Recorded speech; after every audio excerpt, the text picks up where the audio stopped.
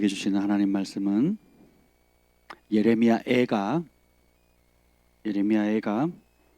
3장 12절부터 41절까지 말씀 보도록 하겠습니다.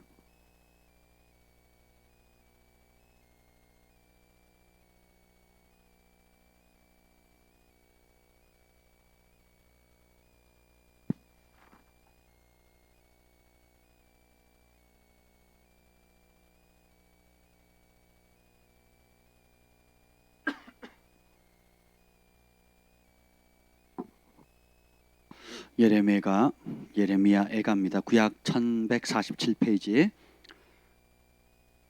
3장 12절부터 41절까지 우리 두 절씩 교독하겠습니다. 활을 당겨 나를 화살의 관역으로 삼으시며 화살통의 화살들로 내 허리를 맞추셨도다. 내 모든 백성에게 조롱거리 곧 종일토록 그들의 노랫거리가 되었도다. 나를 쓴 것들로 배불리시고 쑥으로 취하게 하셨으며 조약돌로 내 이들을 꺾으시고 재로 나를 덮으셨도다. 주께서 내 심령이 평강에서 멀리 떠나게 하시니 내가 복을 내어 버렸으며 스스로 이르기를 나의 힘과 여호와께 대한 내 소망이 끊어졌다 하였도다. 내 고초와 재난 곧 쑥과 담즙을 기억하소서. 내 마음이 그것을 기억하고 내가 낙심이 되오나 이것을 내가 내 마음에 담아두었더니 그것이 오히려 나의 소망이 되었사옴은 여호와의 인자와 긍휼이 무궁하심으로 우리가 진멸되지 아니함이나이다. 이것들이 아침마다 새로우니 주의 성실하심이 크시도소이다. 내 심령에 이르기를 여호와는 나의 기업이시니 그러므로 내가 그를 바라리라 하도다. 기다리는 자들에게나 구하는 영혼들에게 여호와는 선하시도다. 사람이 여호와의 구원을 바라고 잠잠히 기다림이 좋도다. 사람은 젊었을 때 멍에를 매는 것이 좋으니 혼자 앉아서 잠잠할 것은 주께서 그것을 그에게 메우셨음이라. 그대의 입을 땅에 티끌에 댈지어다. 혹시 소망이 있을지로다. 자기를 치는 자에게 뺨을 돌려대어 치욕으로 배부를지어다. 이는 주께서 영원하도록 버리지 아니하실 것임이며 그가 비록 근심하게 하시나 그의 풍부한 인자하심에 따라 긍휼히 여기실 것임이라. 주께서 인생으로 고생하게 하시며 근심하게 하심은 본심이 아니시로다. 세상에 있는 모든 갇힌 자들을 발로 밟는 것과 지존자의 얼굴 앞에서 사람의 재판을 굽게 하는 것과 사람의 송사를 억울하게 하는 것은 다 주께서 기쁘게 보시는 것이 아니로다. 주의 명령이 아니면 누가 이것을 능히 말하여 이루게 할 수 있으랴. 화와 복이 지존자의 입으로부터 나오지 아니하느냐. 살아있는 사람은 자기 죄들 때문에 벌을 받나니 어찌 원망하랴. 우리가 스스로 우리의 행위들을 조사하고 여호와께로 돌아가자. 다 같이요. 우리의 마음과 손을 아울러 하늘에 계신 하나님께 들자. 하나님 감사합니다. 우리의 강점도 아시고 또 우리의 약점도 아시고 우리의 생각도 아시고 또 우리가 우리 자신을 아는 것보다 주께서 우리 자신을 더 잘 아심을 감사합니다. 이 밤에 우리가 마치 소망이 끊어진 것 같은 그런 상황 속에서도 소망 되시는 주님을 바라보며 주님 앞에 나아옵니다. 오 주님, 성령님 오셔서 우리 각 사람의 마음을 만져주시고 누구에게도 말 못하고 누구에게도 나눌 수 없고 누구도 알아주지 못하는 그 마음의 신음소리와 고통소리를 들으시고 주님 만져주시고 다시 일어날 수 있는 힘과 소망을 허락해 주시옵소서. 여호와 영이 나를 통해 말씀하시며 그 말씀이 내 혀에 있도다는 그 은혜를 부어 주시옵소서. 예수님의 이름으로 기도합니다. 아멘. 여전히 우리에게는 소망이 있습니다. 우리에게 여전히 소망이 있는 이유가 뭘까요?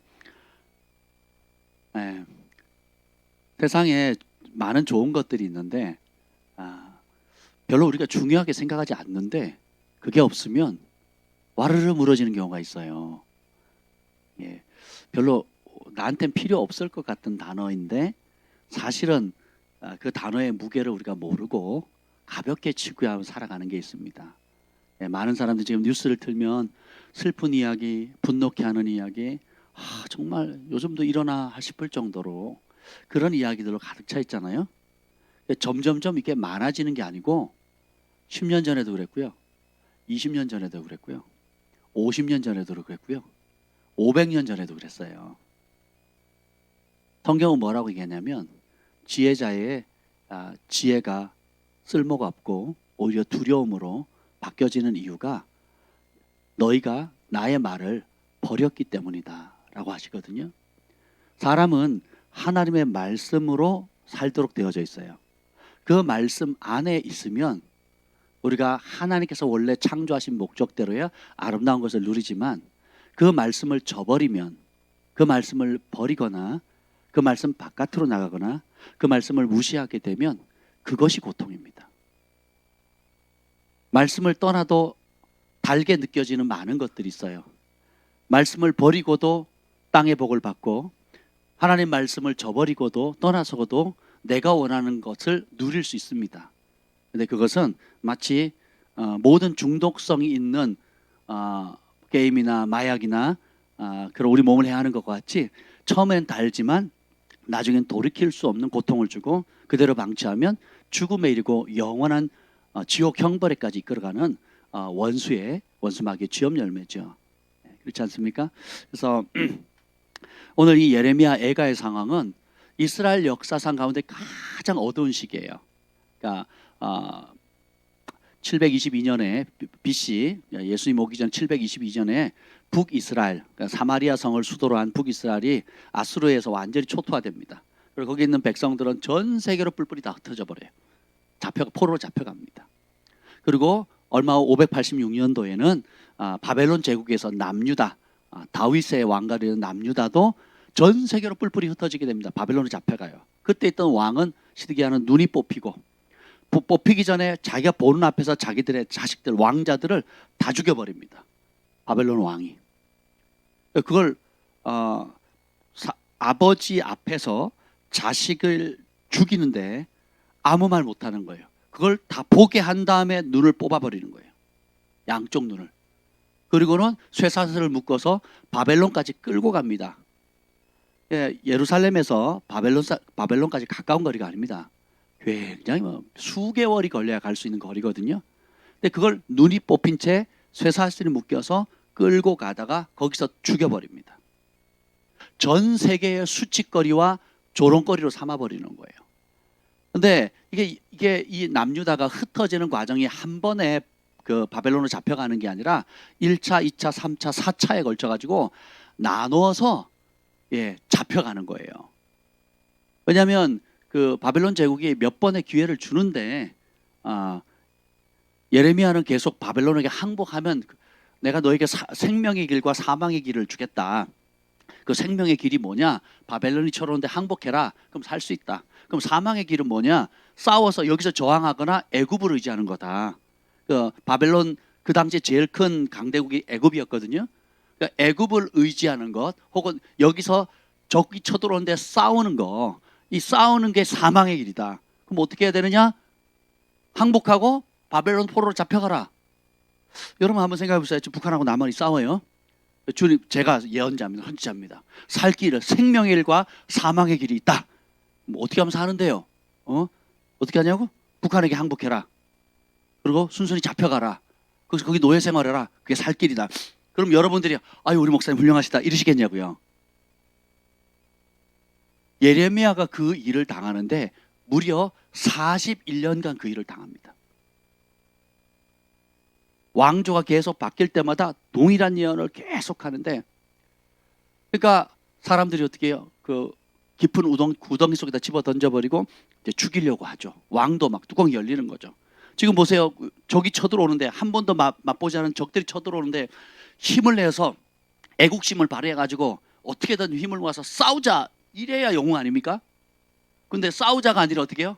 싸우면 죽는다예요. 싸우면 처참하게 폐허가 된다는 거예요. 항복하라 이거예요. 왜 그렇습니까?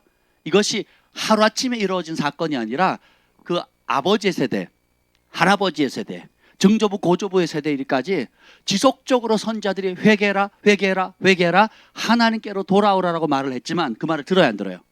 안 듣습니다. 특별히 그것의 마지막 확정을 지은 왕이 뭐냐면 므낫세 왕이에요. 므낫세 왕, 사악한 왕이거든요. 성전에다가 바알 신과 아세라 신과 몰렉과 뭐 온갖 잡다한 것들을 다 성전을 회파시켜 버렸죠. 그 히스기야가 이루었던 그 아름다운 회복을 다 무너뜨려 버리는 거예요. 그 아들이. 아버지는 선왕이고 하나님을 경외했지만 자식은 완전히 이렇게 나라를 말아먹을 뿐만 아니라 자기만 왕조만 망하는 것이 아니라 백성 전체를 공중분해시켜 버린 거예요. 콩가루를 만들어가 전 세계 흩어버리게 하는 그 죄를 짓게 만드는 거거든요. 지금은 따라서 심판의 때는 심판을 받아야 된다. 이게 하나님께서 가르쳐 주시는 거예요. 죄의 삭을 치러야 될 때는 치러야 됩니다. 죄의 삭을 치러야 되는데 치르지 않게 되잖아요. 그러면 무슨 문제가 생기느냐? 이런 문제가 생깁니다. 원인을 모르고 계속 당하는 거예요. 원인을 모르고 계속 당하는 겁니다. 어느 목사님이 학교 다닐 때 이제 눈병이 들렸어요. 눈병. 그래서 그 동네에서 제일 착한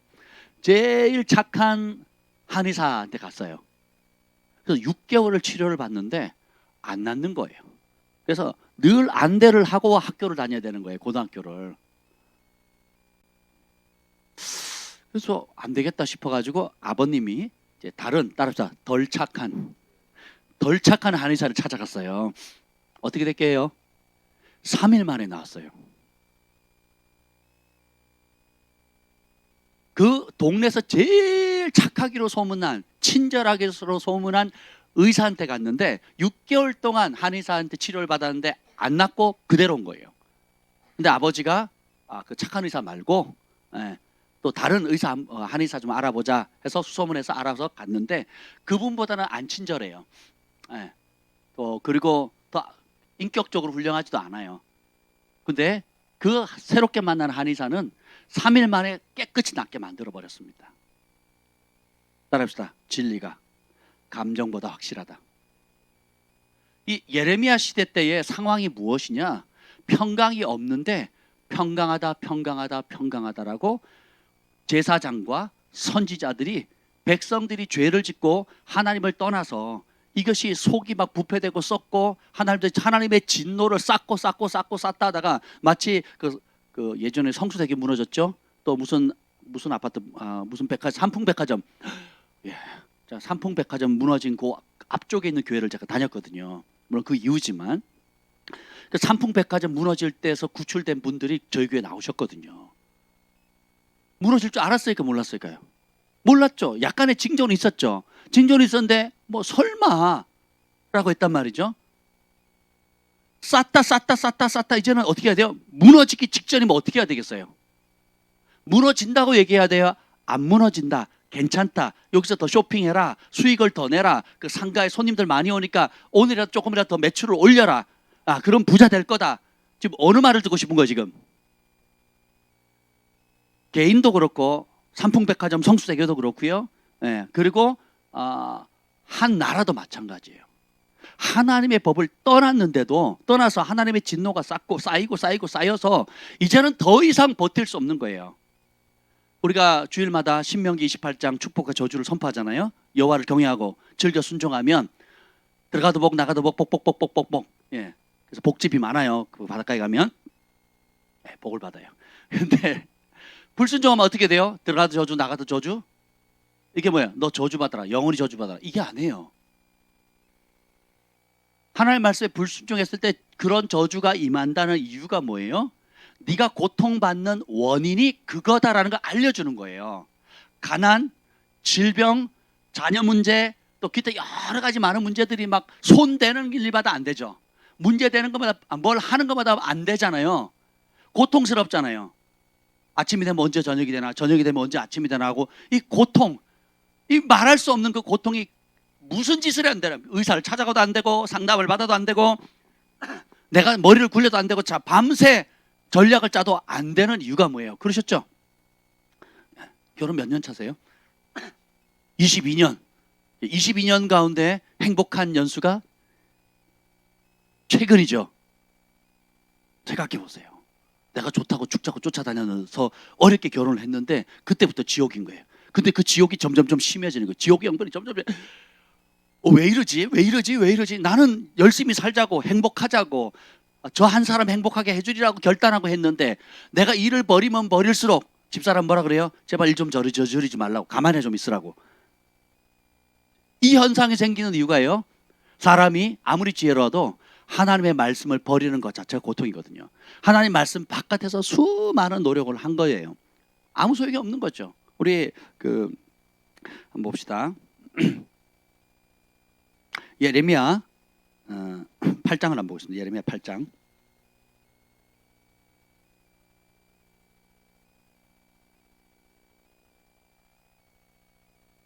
예레미야 8장. 하나님의 심판이 임하는 이유가 나요. 8장 9절 10절을 읽어보겠습니다. 예레미야 8장 9절 10절 읽겠습니다. 시작. 지혜롭다 하는 자들은 부끄러움을 당하며 두려워 떨다가 잡히리라. 보라, 그들이 여호와의 말을 버렸으니 그들에게 무슨 지혜가 있으랴. 그러므로 내가 그들의 아내를 타인에게 주겠고 그들의 밭을 그 차지할 자들에게 주리니 그들은 가장 작은 자로부터 큰 자까지 다 욕심내며 선지자로부터 제사장까지 다 거짓을 행함이라. 자, 지혜롭지 않은 자들이 부끄러움을 당할 것이고 두려워 떨다가 사로잡혀 간대요. 포로로 잡혀간다는 겁니다. 그 이유가 뭐예요? 여호와의 말을 버렸기 때문이라는 거예요. 사람이 쇠사슬과 고통에 매인 것은 뭐예요? 지존자의 말을 멸시하였음이라 그랬죠. 사람이 제 주변에 참 똑똑한 분들이 많아요. 탁월한 분도 많고 각 분야의 전문가들이 있습니다. 그런 탁월함이 있다 할지라도 하나님의 그 삶의 마음의 중심이 하나님의 말씀에 벗어나게 되면 그때부터 고통이고 죄의 사슬에 매게 된다는 것입니다. 그래서 10절에 보면 아내들은 타인에게 뺏기고 밭을, 집과 자산을 또 뺏기게 된다는 거예요. 왜냐하면 가장 작은 자로부터 큰 자까지 다 욕심내며 선지자로부터 제사장까지 다 거짓. 백성들도 작은 자나 큰 자나 다 똑같다는 거예요. 뭐예요? 욕심 따라 산다는 거예요. 욕심 따라. 생계, 밥벌이, 먹고 사는데 모든 걸 올인한다는 거예요. 좀 더 편하게, 좀 더 맛있는 거, 좀 더 좋은 옷, 좀 더 편한 차, 좀 더 편한 집, 그걸 찾는다는 거죠. 근데 그걸 깨워줘야 될 선지자와 제사장들도 어떻게 해요? 다 같이 거짓을 행한다는 거예요. 더 심각한 거는 이걸 백성들이 기쁘게 좋게 여긴대요. 끼리끼리 뭐 그런 거지. 그걸 좋게 여긴다는 거예요. 제가 좀 안타까운 이야기를 듣는데 제가 우리나라의 큰 교회입니다. 미국에 있다가 목사님이 후임자로 오셨는데 오자마자 40일 기도하는데 막 성령의 역사가 일어나가지고요. 성령의 역사에서 막 다 방언하고 막 성령의 역사들이 막 일어나는 놀라운 역사가 일어났습니다. 저도 막 가슴 뜨거워질 정도로 그 소식을 듣고 기뻤거든요. 근데 지금은 그런 성령의 역사를 다 차단하고 있다는 거예요. 왜요? 그 교회가 세워지기까지 했던 그 교회 터전 자체가 말씀과 제자 훈련이다 보니까 성령의 역사를 싫어하는 거예요.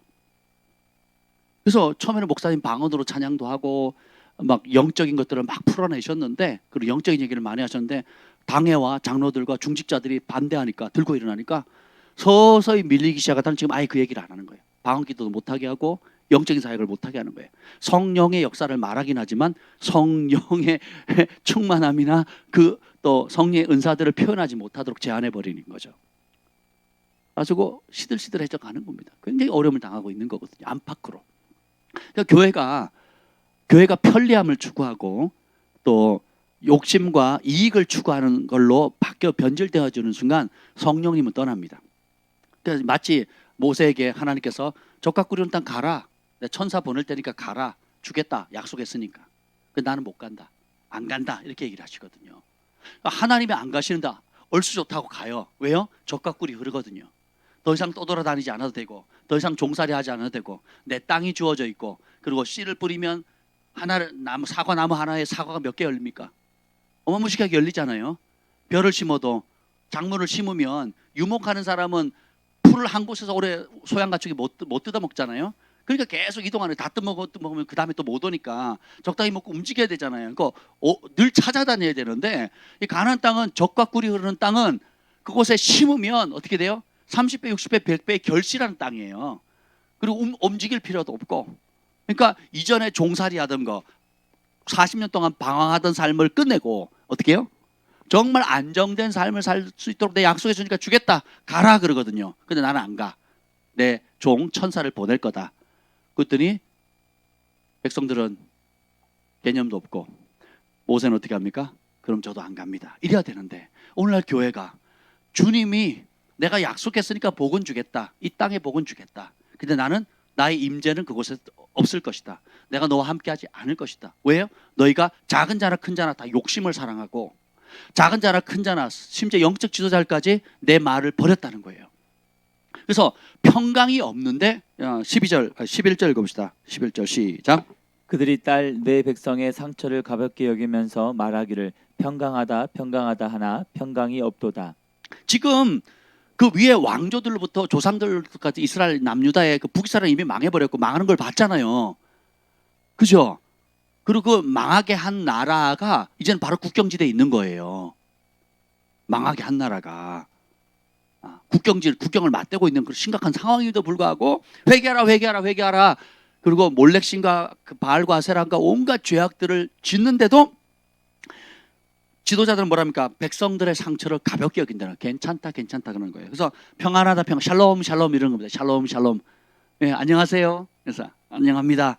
예, 아무 문제 없다는 거예요. 아무 문제. 근데 사실은 뭐예요?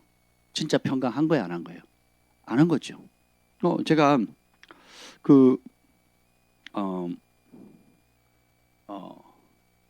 이 뭐죠 이게 마른 기침하는 게 심하게는 한 7년 된 것 같고 또 이게 한 시작된 거는 언제지? 한 20년 된 것 같아요. 20년 더 됐네요. 제가 군대에서 이제 제대하고 이제 하와이 그 예손다는 하와이 그 코나에 이제 DTS 받는다고 이제 항공비 마련한다고 이제 기포 그 아파트를 지으면 그 기포공사라고 화학 재료랑 시멘트 수십 가지 화학 재료랑 시멘트를 만들어 가지고 이제 그 바닥에 아파트를 쭉 지으면 대단해지면 그 바닥에 보일러 깔잖아요.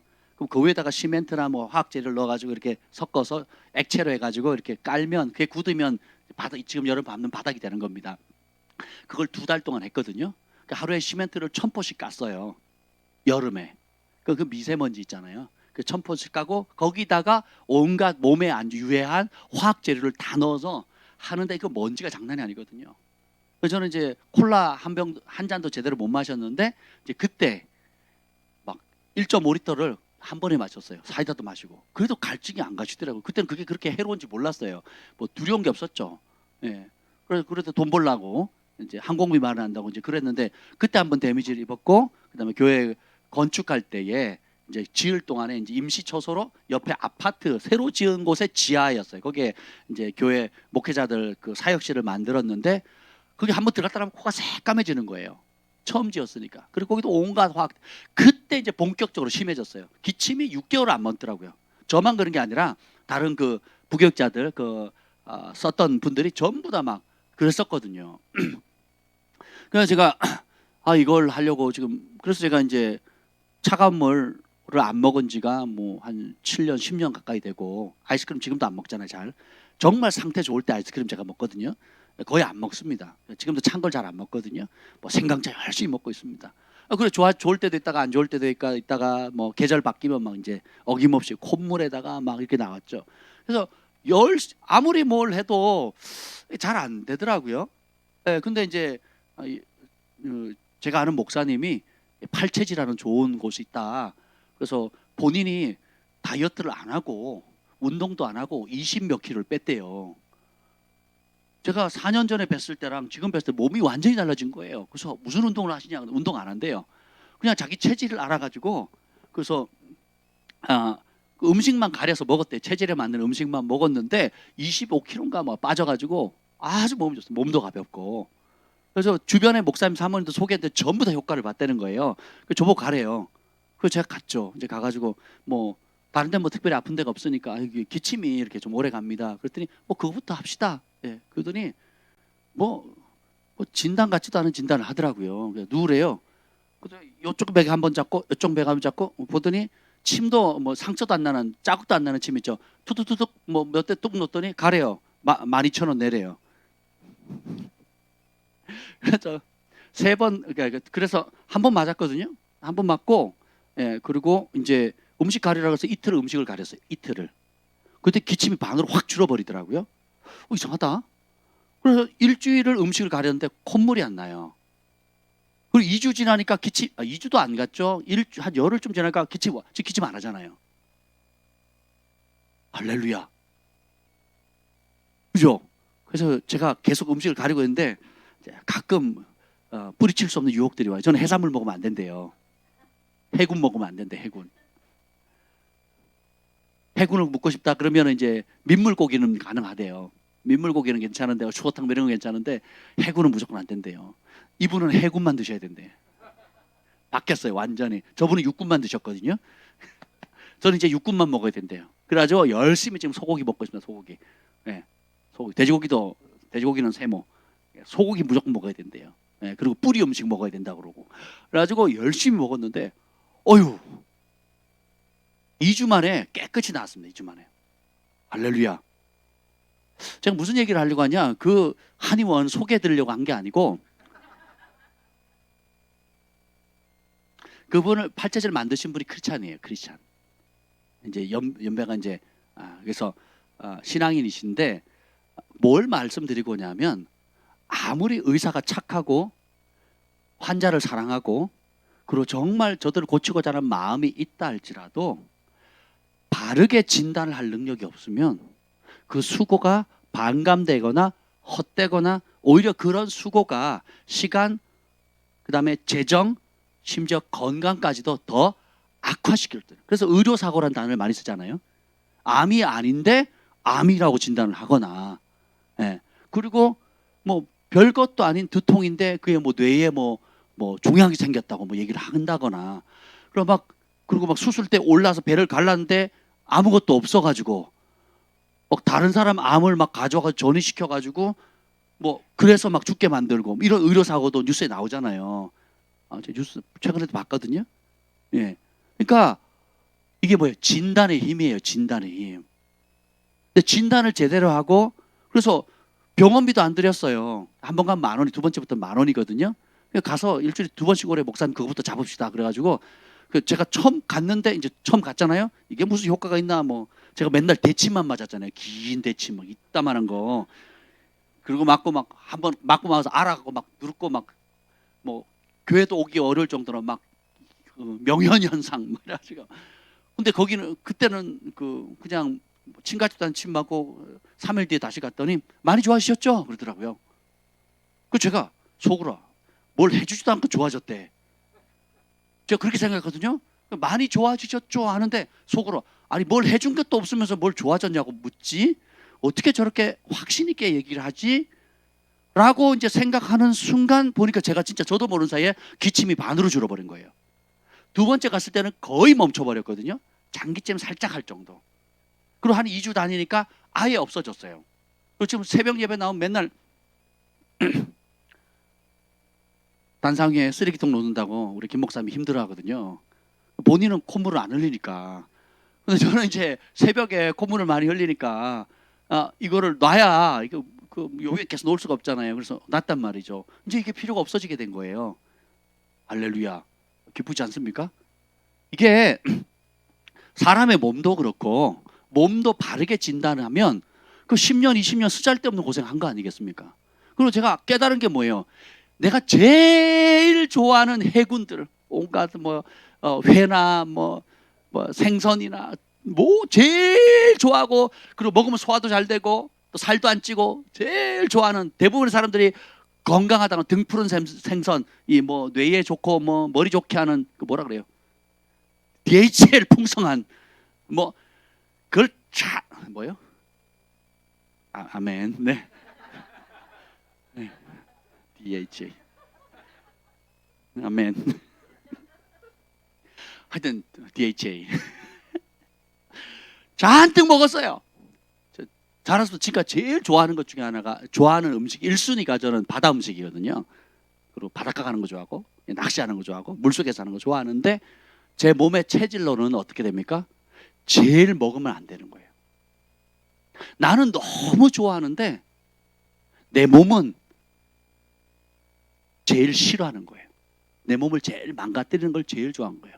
나만 그랬느냐? 저분도 그렇다고. 저분도 순천 그 바닷가에 사는데 그 바닷가 가깝거든요.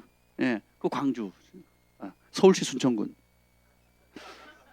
하여튼 뭐 서울도 바닷가 가깝잖아요. 어쨌든 전라도 그 순천 출신인데 부모님이 그 생선을 안 드셨대요. 그래서 결혼할 때 저를 만나기 전까지는 생선을 거의 안 먹었거든요. 먹을 기회가 없었대요. 저 만나고 처음 먹는 이 해산물들이 많았습니다. 예, 그러니까 육고기를 많이 먹었죠. 근데 이제 진단을 딱 받아 보니까 어떻게 해요? 생선을 주식으로 먹어야 되는 거예요. 그리고 야채를 주로 먹어야 되고, 예, 이파리 음식들을 우리 정 목사님 대접하려면 여러분들은 고기 안 됩니다. 돼지고기도 안 돼요. 예, 오로지 회, 연어로만 뭐 이런 거 있잖아요. 또 무슨 회 이렇게 횟집으로 모시길 바랍니다. 그래서 이거 제가 근데 정 목사님도 갔다 오더니 얼굴색이 달라지고요. 예, 벌써 혈색이 많이 달라지더라고요. 본인은 잘 느끼는지 모르겠지만 제가 볼 때마다 깜짝깜짝 놀래요. 여러분도 좀 느껴지시나요? 예, 장수할 것 같죠? 동역자가 단명하면 안 되잖아요. 이게 제 사역이 치명적이기 때문에 장수하셔야 돼요. 보세요. 근데 우리가 공통점이 뭡니까? 먹어야 될 거 안 먹고 먹으면 안 되는 걸 먹었거든요. 우리 몸이. 그러니까 이게 몸이 망가지는 거예요. 나는 정말 좋은 마음으로, 착한 마음으로, 그리고 남들이 좋다고 하는, 주변의 사람들 다 좋다고 하는 생선을 먹어서 육고기보다. 그래서 항상 뭐 어디 강의를 갈 때도 저는 뭐 드시겠습니까? 그럼 저 해군이 좋습니다. 해군. 예, 늘 그렇게 얘기를 했고 그걸 즐겨 했단 말이죠. 근데 보세요. 그런 잘못된 지식이 동기는 좋았고 또 남들은 좋다고 평가를 했지만 내 몸에는 오히려 가장 치명적인 것이었죠. 근데 이거를 반대로 내가 좀 먹으면 부담스럽고 살찔 것 같고 또 소화도 잘 안 되고 그리고 가끔 먹어야지 그걸 주식으로 먹기에는 부담스러운 소고기를 많이 먹으라는 거예요. 그리고 이제 뿌리 뭐 고구마나 감자나 당근이나 땅 속에 이제 묻혀져 무 지금 열심히 먹고 있습니다. 제가 거의 주식이 그 소고기랑 갈비탕하고 지금 청국장 누가 청국장 해주셨는데요. 진짜 천국 같더라고요. 된장 청국장을 먹어야 된대요. 그래서 또 먹으니까 그렇게 먹으라고 하는 음식이 다 저한테 몸에 너무 좋은 거예요. 왜 이걸 몰랐을까? 우리의 육신을 상태를 제대로 진단만 해도 몸의 건강이 확 달라지는데 하물며 우리의 영혼을 결정하는 이 영혼의 영적인 상태를 진단하는 것은 얼마나 중요하겠습니까? 이 땅을 살아갈 때도 하늘의 복을 누릴 거냐, 하늘의 저주를 쌓으면서 살 거냐. 그리고 인생을 결산할 때도 하나님 앞에 창세로부터 예비된 혼인잔치에 들어갈 거냐, 아니면 영원한 멸망의 길을 갈 거냐 선택해야 되잖아요. 그러니까 그것을 가이드해야 될 책임이 누구에게 있어요? 영적 지도자에게 있거든요. 근데 그 지도자들이 똑같이 탐심을 부리는 거예요. 왜요? 말씀을 버리고 뭘 쫓아가요? 현실에 뿌리를 내려버리는 거예요. 하늘에 뿌리를 두는 것이 아니고 하늘의 것을 이 땅에 풀어내는 삶이 아니라 땅에 묶여가지고 하늘에 대해서 눈이 멀어버린 거예요. 하늘을 못 보는 거예요. 나는 하나님의 뜻을 행하러 왔나이다. 다윗이 그랬고 예수님도 그러셨잖아요. 아버지의 뜻을 행하려고 왔는데 아버지의 뜻에 관심이 없는 거예요. 오로지 나에게 관심 있는 삶을 살게 되는 거죠. 우리 말 나온 김에 한번 봅시다. 말라기 2장 한번 보죠. 말라기 2장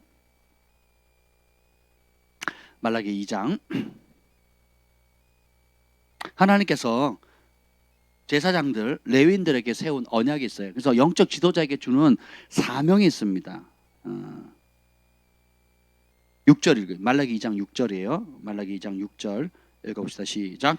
그의 입에는 진리의 법이 있었고 그의 입술에는 불의함이 없었으며 그가 화평함과 정직함으로 나와 동행하며 많은 사람을 돌이켜 죄악에서 떠나게 하였느니라. 원래 하나님께서 제사장 레위인들을 세워서 언약을 맺은 이유는 뭐냐면 그 입에 뭐가 있어야 돼요?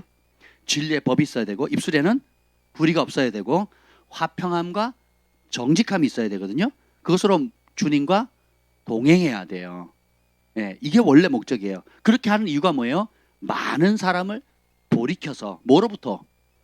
죄악으로부터 떠나게 하는 거거든요. 그러니까 죄악으로부터 떠나게 하는 게 죄 안 짓게 한다는 부정적인 의미보다는 뭐예요? 하나님 말씀 따라 동행한다는 거예요. 그러니까 제사장과 레위인들이 하나님의 그 입에는 진리가 있고 입술에는 불의함이 없고 화평함과 정직함으로 하나님과 동행하면 하나님의 은총이 하는 모습을 보이잖아요. 은총이 임하는 모습을 보이잖아요. 그 백성들이 저 제사장이 왜 저렇게 복을 받지? 그 자녀들이 왜 이렇게 은총을 입지? 부러워하잖아요. 그럼 니네도 이 길 가라 이거예요. 내가 하나님의 말씀 진리의 법을 따라 사는 것처럼 너네도 진리의 법을 따라 살아라. 그럼 어떻게 해요? 자기 마음대로 본능대로 욕심 따라 세상의 분위기 따라 세상의 권세 따라서 이렇게 쭉쭉 가다가 뜻을 어떻게 돌이켜서 자기 생각을 따라가는 길을 돌이켜서 진리의 법이 있는 하나님의 말씀으로 가는 거예요. 이게 영적 지도자의 사명이에요. 근데 7절 봅시다. 시작. 제사장의 입술은 지식을 지켜야 하겠고 사람들은 그의 입에서 율법을 구하게 되어야 할 것이니 제사장은 만군의 여호와의 사자가 됨이거늘. 자, 제사장의 입술은 지식이 있어야 돼. 이 지식은 뭐 정보가 많아야 된다, 뭐 그런 게 아니에요. 비트코인에 관한 정보를 알아야 된다 이런 뜻이 아니에요, 여러분. 여기 지식은 하나님을 아는 지식입니다. 하나님을 아는 지식은 경험된 지식이고 실제로 삶을 변화시킬 수 있는 축복과 저주, 하나님의 성품, 하나님의 능력을 아는 그런 지식인데 그 제사장의 입술에는 항상 뭐예요? 입만 열면 뭐가 나와야 돼? 하나님은 어떠한 분이다가 나와야 돼요. 하나님 뭘 좋아하시고 뭘 싫어하시고 하나님 뭘 기뻐하시고 뭘 슬퍼하시고 하나님 어떤 자에게 은총을 주시고 어떤 사람을 저주하는지. 그러니까 입만 열면 하나님이 어떤 분인지에 대한 지식을 알려줘야 돼요. 그러니까 여러분들이 저희 찾아올 때 다른 거 생각하시면 안 돼요. 하나님 뜻이 뭡니까? 하나님의 진리의 법이 뭔지, 그리고 내가 겪은 이 문제에 대한 하나님의 시각은 무엇인지, 하나님이 무엇을 원하고 원치 않는지를 듣고자 오셔야 돼요. 이해가 되셨죠? 그리고 또 뭡니까? 그 입에는 뭐가 있어야 돼요? 율법을 구해야 되거든요. 사람들이 주의 종들에게 찾아올 때 율법을 구하는 게 아니라 뭐예요? 축복을 구하거든요. 우리 아들이 시험 보는데 이번에 좀 붙게 좀 기대해 주세요, 목사님. 우리 딸내 며느리가 지금 자격증 시험 보는데 목사님 이번에 꼭 붙도록 중보 기도해 주세요. 제가 받는 저희 교회 분들은 그런 분이 많지 않은데 저희 교회 기도하러 오시는 분이나 저를 개인적으로 아셔서 이제 교제하는 분들, 이제 뭐 가끔 방문하시는 분들은 하나같이 뭐예요? 제 입에서 뭘 구한다고요? 복을 구하거든요. 복을. 어떤 복? 자기를 위한 복을 구하거든요. 나쁜 거 아니에요. 나쁜 거 아닌데 어리고 미숙한 거죠. 아니 모든 복은 복과 하가 이따가 보겠지만 여호와께로 말미암거든요. 그러니까 모든 진정한 행복은 좋은 것은 다 빛들의 아버지로부터 오는데 문제는 뭐냐면 하나님의 종을 찾아올 때 여호와의 사자, 하나님이 세우신 종들을 찾아올 때는 그 입술에 뭘 찾아야 된다고요? 하나님의 진리의 법을 찾으러 와야 되는데 내가 기도가 부족하니까 목사님 대신 기도하면 좋을 것 같고 또 내가 안 될 것 같으니 목사님 안수 한번 받으면 그 한 방에 뭐가 될 것 같고 실제로 그런 일들이 있습니다. 그 베드로가 안수하니까 또 그 바울과 그 함께하는 동역자들이 안수하니까 온갖 기적들이 일어나잖아요. 그러니까 그 능력을 사고 싶어가지고 막 돈을 주고 그 능력 달라고 할 정도로 능력이 나가는 거 맞아요. 예, 그런데 그게 메인이 아니라는 거예요. 하나님의 사자들, 하나님의 종에게 요구해야 되는 첫 번째가 뭐라고요? 진리의 법이에요. 하나님의 법을 들으려고 오셔야 되는 거예요. 근데 복을 받으려고 문제 해결하려고 하라고 이러는 거죠. 그러면 진짜 복이 뭐냐? 진짜 문제 해결이 뭐냐? 주의 종의 입에서 나오는 생명의 법, 진리의 법이에요. 그 말씀을 사랑하면 내가 기도하는 그 제목보다 더 놀라운 하늘의 은총이 쏟아지는 거고, 근데 그 법을 사랑하지 않게 되면 어떻게 돼요? 어떤 면에 내가 당장 원하는 것 소원이 이루어질 수도 있는데 그 소원이 이루어짐으로 인해서 더 진노를 쌓거나 하나님부터 벗어나거나 혹은 죄악된 길로 빠질 수도 있다라는 겁니다. 그래서 우리 종들은, 여러분들이 주의 종들을 위해서 기도할 때 뭘 기도해야 되겠어요? 진리의 법 가운데 견고히 설 수 있도록 기도해야 되겠죠. 그 입술에 하나님 아는 지식이 있게 해주시고 진리의 법에 타협하지 않게 해주시고, 그죠? 하나님의 종으로서 주인 되신 하나님의 말씀을 온전히 대언할 수 있는 그 강직함, 정직함, 그리고 하나님과 어떤 상황이든 상관없이 성공하든 실패하든 잘되든 못되든 하나님과 동행하는 그 길을 벗어나지 않도록 여러분 중보해야 되지 않겠습니까? 그럼 그 복을 누가 받아요? 성도들이 똑같이, 양들이 똑같이, 목자가 그 길을 가면 양들이 똑같이 복을 받는 거예요. 근데 선지자나 제사장이 그 길을 벗어버리고 작은 자나 큰 자나 세상 사람들이 물질의 번영과 세상의 안락함과 좀 더 편한 삶을 추구하는 것을 추구하기 시작한다면 그럼 어떻게 돼요? 교회가 부흥하면 부흥할수록 별의별 사람이 나오잖아요. 커질수록 정치인들이 또 와요. 그 표 때문에. 그죠? 또 그 자영업자들이 또 옵니다. 왜요? 이제 그 떨어지는 혜택들이 많잖아요. 또 교육가들도 오고요. 각 분야의 전문가들이 다 옵니다. 의사가 오죠. 그럼 의사 그룹들이 모이게 되고요. 변호사가 오죠. 그럼 변호사 그룹들이 또 모여요. 또 교수님들이 오죠. 그럼 교수 그룹들이 또 모입니다. 각종 기술자들은 기술자 그룹들이 오고, 또 엄마 부대, 그럼 또 엄마들이 또 이렇게 모이고, 뭐 각 부자별로 다 모이는데, 그러다 보니까 어떻게 돼요? 점진적으로 하나님의 말씀의 기준 위에서 그것을 따르기 위해서 모이는 것에서 점점점 벗어나서 어떻게 해요?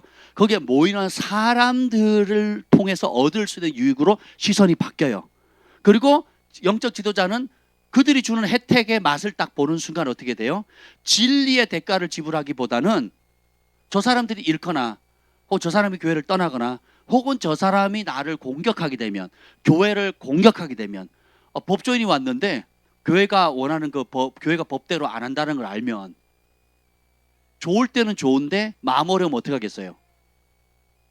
그래서 교회 회계, 지금 어느 교회야? 지구촌 교회 지금 또 문제 삼았잖아요. 그 말도 안 되는 거죠. 그것도 오래전 일이고. 그래서 제가 거기 장로님하고 통화를 했습니다. 그 지구촌 교회 장로님하고 통화를 했는데, 진짜 말도 안 되는 걸 가지고 트집 잡는 거거든요. 그런 세력들이 있대요. 그러니까 정말 지구촌 교회를 사랑하고 헌신된 분들이 그렇게 안 하거든요. 근데 그 중에 이제 지금 뭐 좌파 정부도 그렇고, 지금 대형교회 다 순복음교회 뭐 모든 유명한 교회들 지금 다 휘젓고 다니잖아요. 전략적으로 그렇게 하고 있는 거거든요. 그러니까 뭐 교회가 용서하는 것이고, 그죠? 그러면 뭐 직원이 횡령을 해가지고 발견해서 수억 대를 횡령을 했는데, 그 중에 상당수 수억 원을 다시 되찾아서 거기서 다시 헌금을 해서 넣었단 말이죠. 그럼 그렇게 하는 게 교회가 맞는 거예요? 아니면 경찰서에 신고해가지고 감옥에 쳐넣으라고 하는 게 맞는 거예요? 교회는 어떻게 해야 되는 거예요? 용서해야 되잖아요. 그죠? 그렇지 않습니까? 그리고 교회가, 아니, 정 목사님이 내 돈을 횡령했단 말이에요. 들켰어. 미안하대요. 얼마 남았어? 남은 거 돌려달라. 돌려봤어요. 용서해줬어요. 그럼 우리 사이에 문제 될 게 있어요, 없어요? 없죠. 그럼 내가 용서했고 용서를 구했으니까 아름답게 잘 끝났잖아요. 그것도 오래전 일을 들춰내는 거예요. 10년 전 일인데 그때 왜 경찰서 신고 안 했냐 이거예요. 이게 말이 돼요, 말이? 근데 이렇게 해서라도 계속 쪼아먹거든요. 그러니까 자기들은 그렇게 하면 말도 안 되는 일인데 이제 그렇게 계속, 이제 이런 일들을 한두 번 여러 번 당하게 되면 어떻게 돼요? 사람이 무서워지기 시작하겠죠. 사람이 무서워지기 시작하는 거예요. 그러니까 교회를 박해하는 악법을 만드는 서울시장 고 박원순 시장 같은 사람도 교회 오니까 오지 마세요. 못하잖아요. 아니 그 부활절 그 선거 이틀 전이었나요? 3일 전이었죠. 연합 예배 가지고 그 시장 후보자들 와가지고 또 대통령 축사하게 하고, 지금이 대통령 축사 받을 때입니까?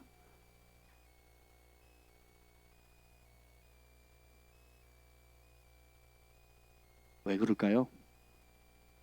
진리의 법보다 사람에 대한 두려움, 그리고 그 사람에 대한 이익 때문에 타협하게 되는 거예요. 근데 이것이 영향력이 커지고 땅의 복이 많아질수록 우리가 영적 근력과 대가를 지불하는 훈련을 지금 하지 않으면 그 복이 왔을 때 다 무너지게 되는 거예요. 사업가들도 마찬가지죠. 제가 말씀드렸잖아요. 참 감사한 게 저희 사역을 통해서 엄청난 기적들이 많이 일어났어요. 정말 저희를 찾아올 때는 바닥이었거든, 바닥. 진짜 바닥. 자살 소동 벌일 만큼 자살하겠다, 죽겠다, 그냥 왜 온 가족이 동반 자살하는지 알겠더라고요. 진짜 그런 상황에서 여럿 오셨거든요. 근데 그분들이 저희 하나님의 진리의 법, 제사장의 입에는 진리의 법이 있어야 된다 그랬잖아요. 저희가 하는 건 다른 거 없어요. 하나님의 법은 이렇습니다. 하나님의 뜻은 이겁니다. 하나님 이걸 기뻐하고 이걸 미워하고, 영적으로 진단했을 때 그렇게 망했던 이유가 이겁니다. 주인이 당신이어서 그렇습니다. 주인을 예수님께로 바꾸시고, 그리고 나중에 그 복을 받았을 때 내 좋은 대로, 내 기분대로, 내 감정대로, 내가 옳다고 생각하는 대로 쓰지 마시고 어떻게 쓰라고요? 주인의 것이니까 주인이 기뻐하는 데서 묻고 주인이 실행하라는 대로 하시라고 아주 기본적인 원리들을 가르쳐 주거든요. 그러면 우리는 절대 그렇게 철저히 지키겠습니다. 절대로 내 마음대로 쓰지 않겠습니다라고 수십 번씩 다짐을 하는데 하루아침에 100억이 오거나 하루아침에 1000배의 매출이 오거나 이러면요 헷가닥합니다. 예배도 안 오고요. 기도도 다 멈추고요. 그리고 돈 세는 데 있어서 정신이 없어가지고 목사님도 한번 그 돈 보세요. 눈이 휘둥그레질 겁니다. 이렇게 반응하거든요. 참담한 거죠 사실. 차라리 사울 왕이 안 되었더라면, 가룟 유다가 예수님의 수제자가 되지 않았더라면, 이런 느낌이 들 정도로 차라리 저분들이, 저 기업가들이, 크리스찬 기업가들이 하나님의 복을 받지 않고 그냥 무너져서 처음 하때 가족끼리 그냥 도란도란 살 정도의 소소한 삶, 그러니까 뭐라 그래야 되나요? 우리 가족들 그냥 생계하는 정도만 살았더라면 저렇게까지는 변질되지 않을 텐데 하는 일들을 수두룩 보거든요. 시골에 지방에 이름 없는 무명한 중보자를 저희 부가 처음 만나서 김 목사님 그랬거든요. 하나님 정계에 부르실 거고 정치계에 하나님께 세우실 거라고. 말도 안 되는, 제가 옆에 들으면서 말 같지도 않는 소리. 근데 분명한, 제가 보기에는 국가적인 그러니까 국가적인 중보자시고, 그리고 북한에 대한 북한을 품고 있는 분이고, 또 이 중보의 영역에 어마무시한 권위를 가지고 있으시더라고요. 예, 저에게 하나님께서 알려주시는 것들은. 그래서 제가 그렇게 축복을 했거든요. 김 목사님은 오히려 더 구체적으로 정계에 나가서 이제 이 도시의 장로, 성읍의 장로처럼 도시에 영향을 끼칠 수 있는 그런 하나님께 세울 거라고 기도하라고. 근데 비례대표로 당선된 거 아니에요. 그것도 찾아와가지고 내가 하겠다 그런 게 아니고, 비례대표 신청하려면 자격도 어렵죠? 하려면 돈 내야 되거든요. 또 기여해야 되잖아요. 하겠다 한 것도 아니고 돈 낸 것도 아니에요. 그런데 그 당시 여당이 와가지고 비례대표제 해가지고 그냥 다 된 밥상에 숟가락 얹어가지고 그냥 된 거예요. 그날부터 연락 끝. 그리고 약속한 거 다 파기. 지금까지 연락을 안 합니다. 신기하죠? 참 신기해요, 신기해. 참. 저희가 뭐 그런다고 뭐 달라질 게 있습니까, 저희가? 네. 그 전까지는 무시로 전화했거든요. 무시로 전화하고 찾아오고 제발 와달라고 그러고 모임 좀 해달라고 그러고, 우리 바쁘다 그러면 좀 시간 좀 꼭 좀 내달라고 무시로 그러셨거든요. 무시로. 그리고 급하면 밤이고 낮이고 시간 안 가리고 막 전화해가지고 막 우리 일상이 막 힘들 정도로 전화를 했거든요.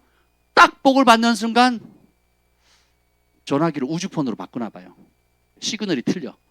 그래가지고 안 와요. 되게 마음 아프죠. 네, 되게 마음 아파요. 그래서 그런 걸 볼 때, 그러면 그분들만 그러냐? 따라합시다. 다 그렇다.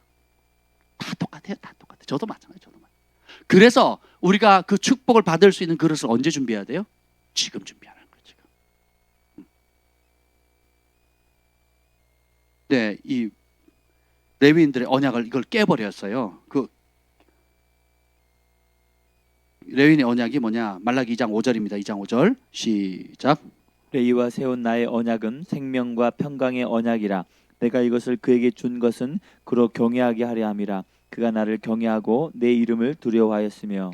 하나님께서 그 입에 진리의 법을 주시고 또 하나님과 동행할 수 있는 그 은혜를 주신 이유는 뭐냐면 평생에 여호와를 경외하고 그 이름을 두려워하는 거예요. 지금 이 시대는 두려움을 상실한 세대예요. 겁이 없어요. 겁이 없어요. 지금 가정의 정체성을 지금 다 뒤집어 놓는 법을 지금 만들고 있잖아요. 하나님에 대한 두려움이 없거든요. 지금 우리가 굉장히 심각한 상태인데, 이 교회는 그냥 내가 월급, 연봉, 또 내가 지금 사는데 집이 내게 어려움 없다고 별 문제 없다라고 생각하는 거예요. 네. 그래서 가장 인권을 얘기하는 것이 가장 인권을 탄압하고 있고, 인권위회가 가장 성경을 대적하잖아요. 그죠? 네. 차별금지법이 가장 차별하잖아요. 정상적인 사람을 차별하거든요. 소수의, 우리가 동성애자들 핍박한 적 있어요? 동성애자들 교회 못 들어오게 합니까? 아예 교회는 그런 것 못 들어오는 것이 그럽니까? 아니잖아요. 우리가 죄는 미워하되 죄인은 사랑하라고 늘 가르치고 그렇게 살고 있지 않습니까? 그리고 돕고, 죄인을 가장 돕는 단체가 어디예요? 교회거든요. 그런데 차별금지법이라고 우리가 마치 차별한 것처럼 차별하는데 가장 앞장선 것처럼 프레임을 거꾸로 뒤집어 씌우는 거죠. 그래서 여론 동원해가지고 거꾸로 만들어버리는 거예요. 전 세계 보이지 않는 손들이. 우리나라에서 온 게 아니에요 이게. 우리나라에서 온 게 아닙니다. 전 세계에서 가장 이걸 저항하고 있는 나라가 한국이에요. 한국. 가장 저항하고 가정을 지키고 아직은 보수적이기 때문에 감사하죠. 동성애라든지 군 트랜스젠더 이런 문제는 이런 모든 여러 가지 문제를 또 무슬림에 관해서도 한국 사람들 전쟁을 겪어봤잖아요. 나라를 뺏겨봤잖아요. 그렇게 돼서 어떻게 된다는 걸 알잖아요. 군대를 다 갔다 오잖아요 남자들이. 그러니까 이게 안 먹히는 거예요. 그렇지만 이 법조계에 있는 사람들이 국회의원들이 이제 막 그걸 막 하고 있는 거죠. 우리를 막아서야 됩니다. 그래서 이걸 진리를 알아야 대적하게 되고 그리고 막 청와대 청원을 한다든지 그런 운동이 일어났을 때 우리가 지지해주고 또 선거할 때 투표해서 그것에서 어떻게 후보자들이 생각하고 있는지 명확하게 우리가 알아서 반대해야죠. 그렇지 않습니까? 예. 그래서 깨어있는 분들은 목회자들은 다 제가 정 목사님 그랬어요. 목사님 투표하셨어요? 그랬더니 안 했는데요 그러더라고요. 아니 목사님이 투표하라고 그렇게 하시는 분 투표를 안 하면 어떻게 합니까? 제가 막 큰 소리를 쳤어요. 할렐루야. 이 투표하라고 하시는 분이 투표를 안 하면 어떻게 됩니까? 제가 검찰 조사를 받아 고소를 몇 번 받아가지고요 5년 동안 투표권이 상실됐습니다.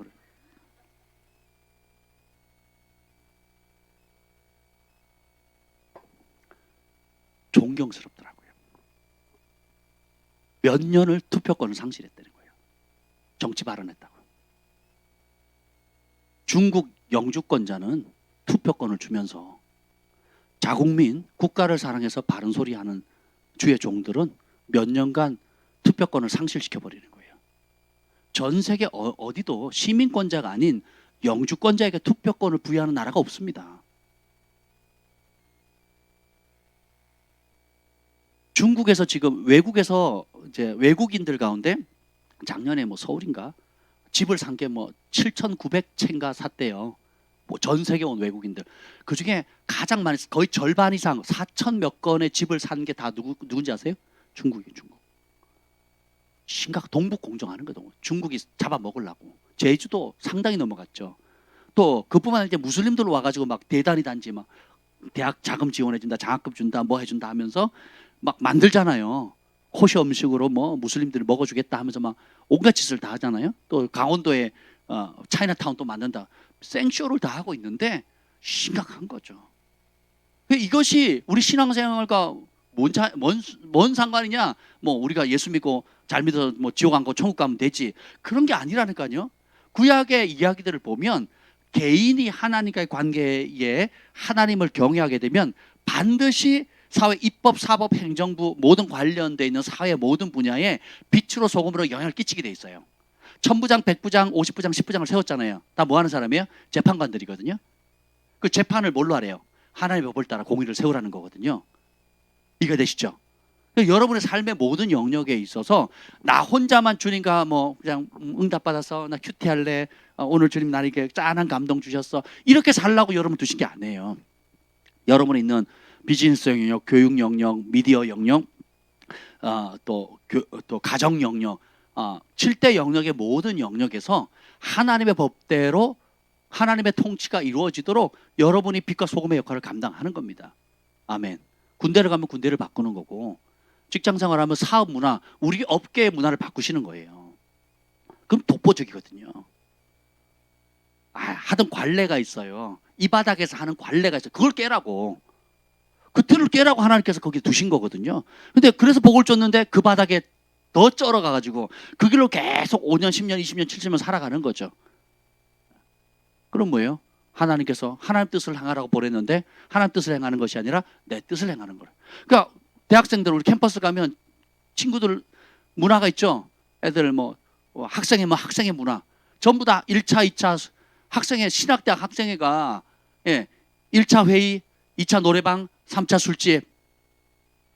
신학대 그것도 옛날에는 한신대라 그랬거든요. 막걸리 파티를 하고 그랬는데 한신대가 그런 게 아니라 다른 신학교에서도 지금 가장 보수적인 신학교에서도 그 동성애 지지하고 막 그러잖아요. 심각한 상황이 된 겁니다. 왜요? 자신의 역할을 감당을 못하니까 가장 거룩함을 유지해야 되고 진리를 배우고 지켜야 될, 사수해야 될 하나님의 종들을 키우는 선지 동산에서까지도 지금 오히려 막 그런 역사가 있는 거죠. 그래서 제가 신학교 안 보내는 겁니다. 네, 신학교 안 보내요, 저는. 기름 부음 받은 종 밑에서 배우는 게 차라리 낫습니다. 자기 부르심 따라. 예배자는 예배의 기름 부음이 있는 종에게 가면 되고요. 네. 가르치는 사람은 가장 잘 가르치는 사람. 네. 목회자가 되기를 원한다. 그 목회 분야도 다양하잖아요. 그 분야에 자기 부르신 거 가장 가까운 사람 밑에서 배우면 돼요. 거기서 인정받고 거기서 검증되고 거기서 세워지는 게 최고입니다. 그렇게 배워야지 졸업장 땄다고 학점 좋다고 나가보세요. 저희 동기들이 1등하고 서울대 합격했다가 취소하고 온 친구가 있거든요. 늘 1등을 했거든요. 목회가 1등이냐? 목회가 서울대급이냐? 안 그렇습니다. 누가 제일 먼저 목회했느냐? 신학교 다닐 때 술 취해가지고 절수야! 수업 끝나면 맨날 그 기숙사 오를 때 이랬던 친구가 제일 먼저 개척했어요. 그리고 제일 목회 안 할 것 같은 친구가 지금 목회를 제일 먼저 개척을 했고 가장 잘하는 친구 중에 하나가 됐어요. 조용하고요. 말도 안 하고요. 저는 그 친구가 목회할 줄 몰랐어요. 혹시나 하면 학자가 되지 않을까 했던 친구가요. 목회를 잘하고 있습니다. 아주 잘하고 있어요. 네. 모를 일입니다. 그래서 우리가 생각을 바꾸셔야 된다는 겁니다. 자, 다시 예레미야로 돌아오겠습니다. 여러분, 원인을 알아야지 제대로 그 문제를 해결할 수가 있어요. 그래서 여러분들이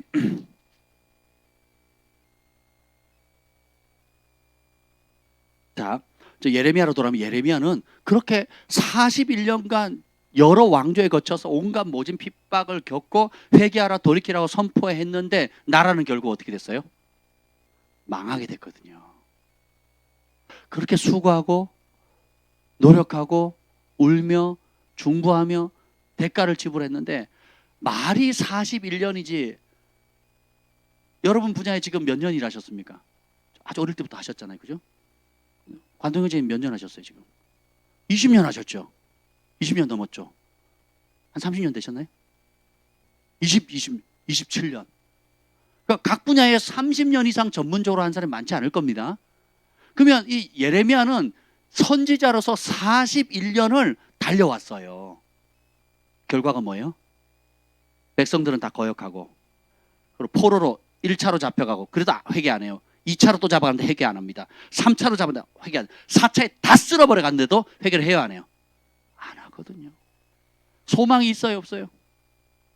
소망이 없다는 게 그래서 예레미야 상황이 지금 요 나와 있는 거 6절 읽어보자. 예레미야 3장 6절. 예레미야 애가 오늘 본문 예레미야 애가 3장 6절. 41년간 그렇게 열심히 달려왔는데 백성들 포로 잡히고 왕은 눈이 뽑히고 그리고 왕자들은 다 처참하게 죽고 부녀자들은 유린당하고 자식들은 돌에 매서 쳐서 죽고 그러니까 나라를 완전히 뿔뿔이 흩어진 겁니다. 전 세계 뿔뿔이 흩어져서 노예로 팔려가는 거 종으로 팔려간 거예요. 그때 이제 선지자도 똑같이 고통을 당하거든요. 6절 7절 읽어봅시다. 시작. 나를 어둠 속에 살게 하시기를 죽은 지 오랜 자 같게 하셨도다. 나를 둘러싸서 나가지 못하게 하시고 내 사슬을 무겁게 하셨으며. 얼마나 고통스러웠냐면 예레미야나 예레미야 아이가 한마디로 칠흑 같은 어둠이에요. 어둠 속에 살게 하는 거예요. 빛이 없어요. 소망이 없는 거예요. 죽은 지 오랜 자 같다. 이 말하면 이미 죽으면 사람 어떻게 돼요? 강변의 대학생 하나 죽었죠. 그 원인 발견하라고 지금 난리도 아니잖아요. 그 아버지 인터뷰하는 거 들었는데 가슴이 며이더라고요. 근데 보세요. 그 시신을 부검하는 거는 또 그 부검하는 거 보면 또 그것도 처참하거든요. 두 번 죽이는 거죠 사람을. 그걸 부모가 본다면 얼마나 마음이 아프겠습니까? 그러니까 죽은 지 오랜 자 같은 그렇게 선지자가 그렇게 사역을 열심히 했는데도 성공해서 실패했어요. 실패한 거거든요. 겉으로 보기에는. 그리고 나를 둘러싸서 나가지도 못하게 만드는 거예요. 그러니까 들어가지도 못하고 나가지도 못하고 완전 빼박. 빼지도 못하고 박지도 못하고 그냥 어떻게 할 수 없는 그런 상황 속에 그냥 그리고 무거운 쇠사슬을 차야 되고 그리고 8절 시작. 내가 부르짖어 도움을 구하나 내 기도를 물리치시며. 선지자가 하나님께 부르짖는데 하나님이 안 들어주시는 거예요. 이거 말도 안 거죠 뭐. 선지자가 내 머리는 물이 되고 내 눈은 눈물샘이 돼가지고 내 머리는 저수지예요.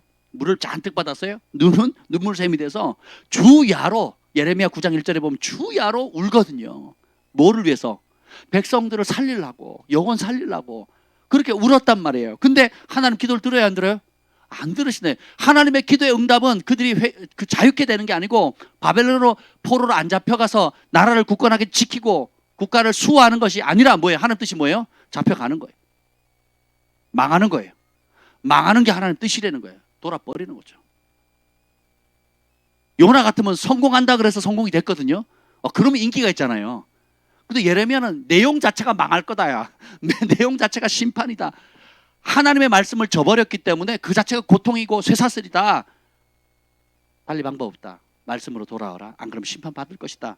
그렇게 했는데 백성들이 안 듣고 결국 망하게 됐고 심지어는 하나님도 나를 안 듣는 것 같고 어둠 속에서 내가 마치 죽은 시체처럼 절망 가운데 있게 되는 거예요. 11절 읽어봅시다. 9절이요. 9절. 도움을 부르짖어도 응답이 없고 9절. 다듬은 돌을 쌓아 내 길들을 막으사 내 길들을 굽게 하셨도다. 내가 원하는 길도 못 가게 하는 거예요. 길을 다 우겨 싸버리는 거예요. 11절. 나의 길들로 치우치게 하시며 내 몸을 찢으시며 나를 적막하게 하셨도다. 여러분 우리 어머니도 그런 얘기 많이 하죠. 내 가슴이 저민다. 내 마음이 가슴이 찢어진다 하는 거 있죠. 찢어지는 고통을 이렇게 하는 거예요. 찢어지는 고통을. 그리고 홀로 적막하게 너무 그 고통 가운데 있는 거예요. 12, 13절 더 심각합니다. 시작.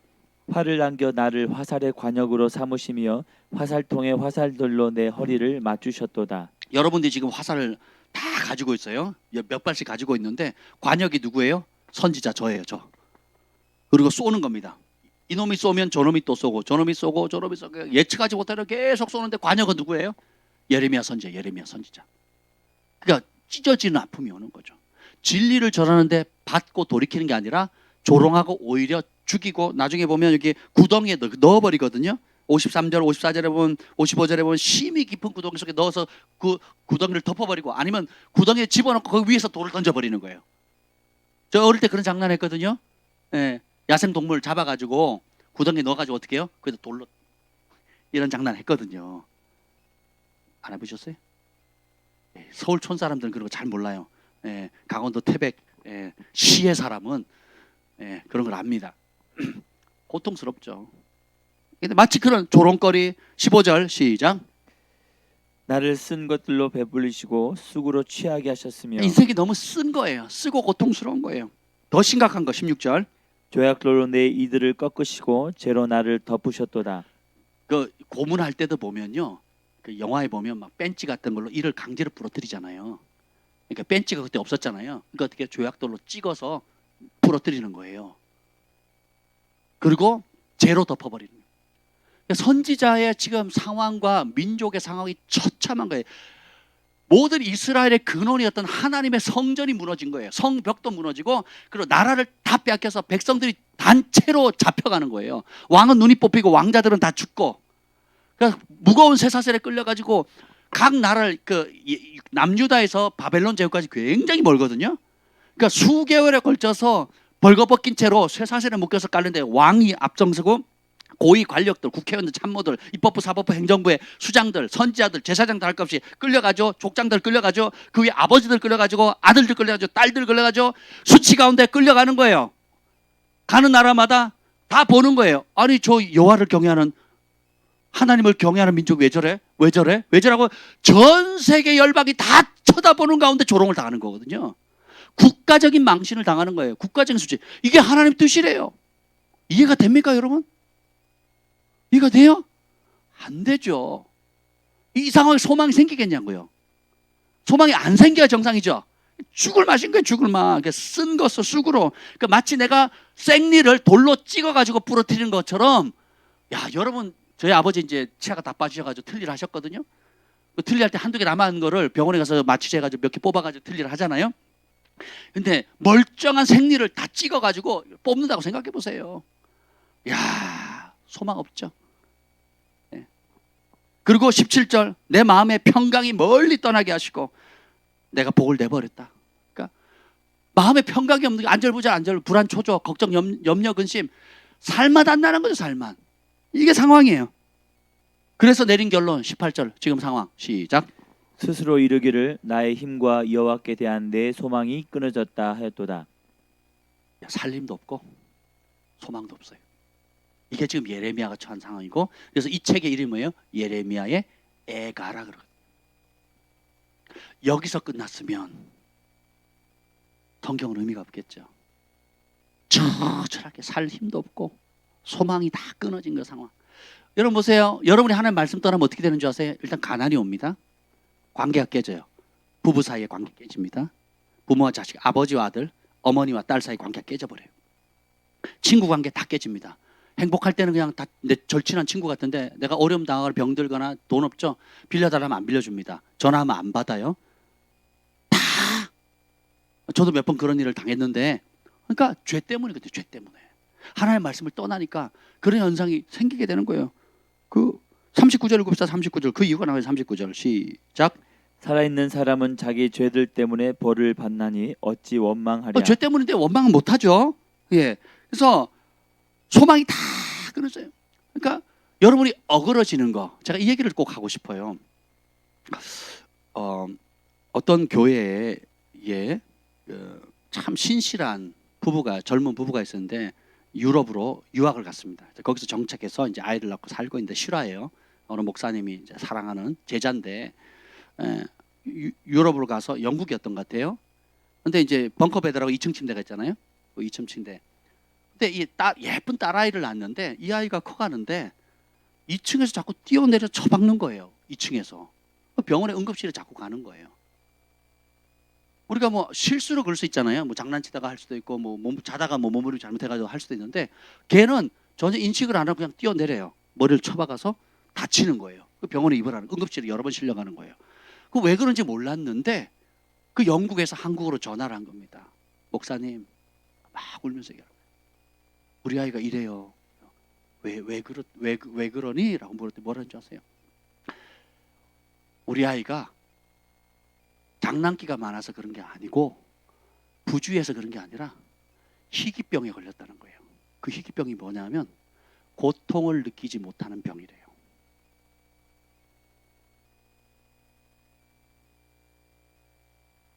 고통을 못 느끼니까 2층에서 어린아이가 뛰어내려도 아픔을 못 느끼니까 또 뛰어내리는 거예요. 또 뛰어내리는 거예요. 그래서 그 엄마가 펑펑 우는 겁니다. 처절하게. 우리 아이가 고통을 못 느껴서, 고통을 조금이라도 느끼면 뛰어내리겠어요? 고통을 조금이라도 느끼면 또 그 짓을 하겠냐고요. 또 응급실 가겠냐고요. 자기는 응급실 가는데 왜 가는지를 모르는 거예요. 안 아픈데. 안 아픈데 엄마 아빠가 왜 새벽에 난리를 치면서 나를 응급실로 데려가냐, 왜 주사 맞게 하고 피를 뽑게 하냐 이거죠. 나는 안 아픈데. 고통은 하나님의 은총의 선물입니다. 내가 불을 만지는데 그 불에 디는 고통을 못 느낀다. 내가 칼을 잡았는데 그 비는 그 아픔을 못 느낀다. 내가 돌에 맞았는데 그 고통을 못 느낀다. 내가 하나님을 떠나서 저주 가운데 있는데 고통을 못 느낀다. 하나님의 법을 어그러 가지고 저주를 쌓고 있는데 고통을 못 느낀다. 이게 더 큰 저주죠. 하나님이 이 하나님의 선민을 그 바벨론까지 한 번에 옮긴 게 아니잖아요. 온갖 기근, 가난, 전쟁, 전염병, 계속 선지자들 종들을 보내서 돌이키라 돌이켜서 하다 안 돼서 마지막 보루가 뭐예요? 흩으시겠다 그랬잖아요. 다른 이방 민족에 가서 너희가 좋아하는 그 이방신 섬기게 된다 그랬잖아요. 너희가 나 안 섬기고 이방 섬기겠다 그럼 섬겨. 어디서? 그 신이 있는 곳에 가서. 그래서 전 세계를 흩어버린 거예요. 그리고 거기서 깨달은 거죠. 우리가 고통받는 것을 고통으로 느끼는 게 은혜고요. 두 번째, 그 고통의 원인을 발견하도록 심판하시는 거예요. 하나님께서 아주 처절한 말씀하세요. 여기 보면 32절 읽읍시다. 32절 33절. 이게 참 위로가 돼요. 예레미야가 32장 33절 시작. 그가 비록 근심하게 하시나 그의 풍부한 인자하심에 따라 긍휼히 여기실 것임이라. 주께서 인생으로 고생하게 하시며 근심하게 하심은 본심이 아니시로다. 하나님께서 우리에게 근심거리를 주셔요. 근데 고생도 줍니다. 근데 그게 뭐예요? 하나님 본심이 아니라는 거예요. 저는 상담을 많이 합니다. 그러면 이제 부모들은 자녀들 10대 특별히 10대나 혹은 청년들 혹은 결혼한 자녀들에 대한 부모님 마음이 참 애틋하죠. 근데 그 자녀들을 커버리니까 10대만 돼도 통제불능이잖아요. 커버리니까 아무리 부모가 사랑하고 얘기를 해줘도 들어요, 안 들어요? 안 듣죠. 야, 그러지 마라. 그러지 마라. 그런 일에 손대지 마라. 그렇게 하지 마라. 들어요, 안 들어요? 안 들으니까 어떻게 돼요? 어느 기간 내버려 두거든요. 미워서가 아니라 그래 어디 한번 된통 고생 좀 해봐라가 아니고 내버려 둡니다. 제가 어릴 때 고름이 이제 가끔 찼거든요. 몰랐을 때는 뭐가 이렇게 부으니까 벌겋게 붓잖아요. 아프잖아요. 그러니까 뭐가 노랗게 조그맣게 생기라 확 짰어요. 근데 더 부어. 그래서 이거 더 붓네. 조금 지나니까 또 고름이 또 차요. 또 짰더니 더 붓잖아요. 그러니까 더 그걸 뭐 덧난다 그러잖아요. 계속 덧나는 거예요. 그래서 저희 어머니가 이걸 보시더니 아프지 그래서 네 냅둬라 그러시더라고요. 그 냅두니까 그 노란 고름이 막 더 점점 좀 심해지는 거예요. 그래서 이거 어떻게 하냐고 해서 냅두래요. 막 더 막 노란 게 막 더 막 탱탱 붙죠. 막 탱탱볼처럼. 자, 공이 하나가 여기 딱 들어간 것처럼 탱탱볼처럼 붙잖아요. 그때 어느 날 오시더니 어머니 오래요. 자, 저쪽 고개 돌리래. 푹 자는 거예요. 그랬더니 이게 촥 나가서 벽에 탁 누런 게 붙더라고요. 안 해보셨어요?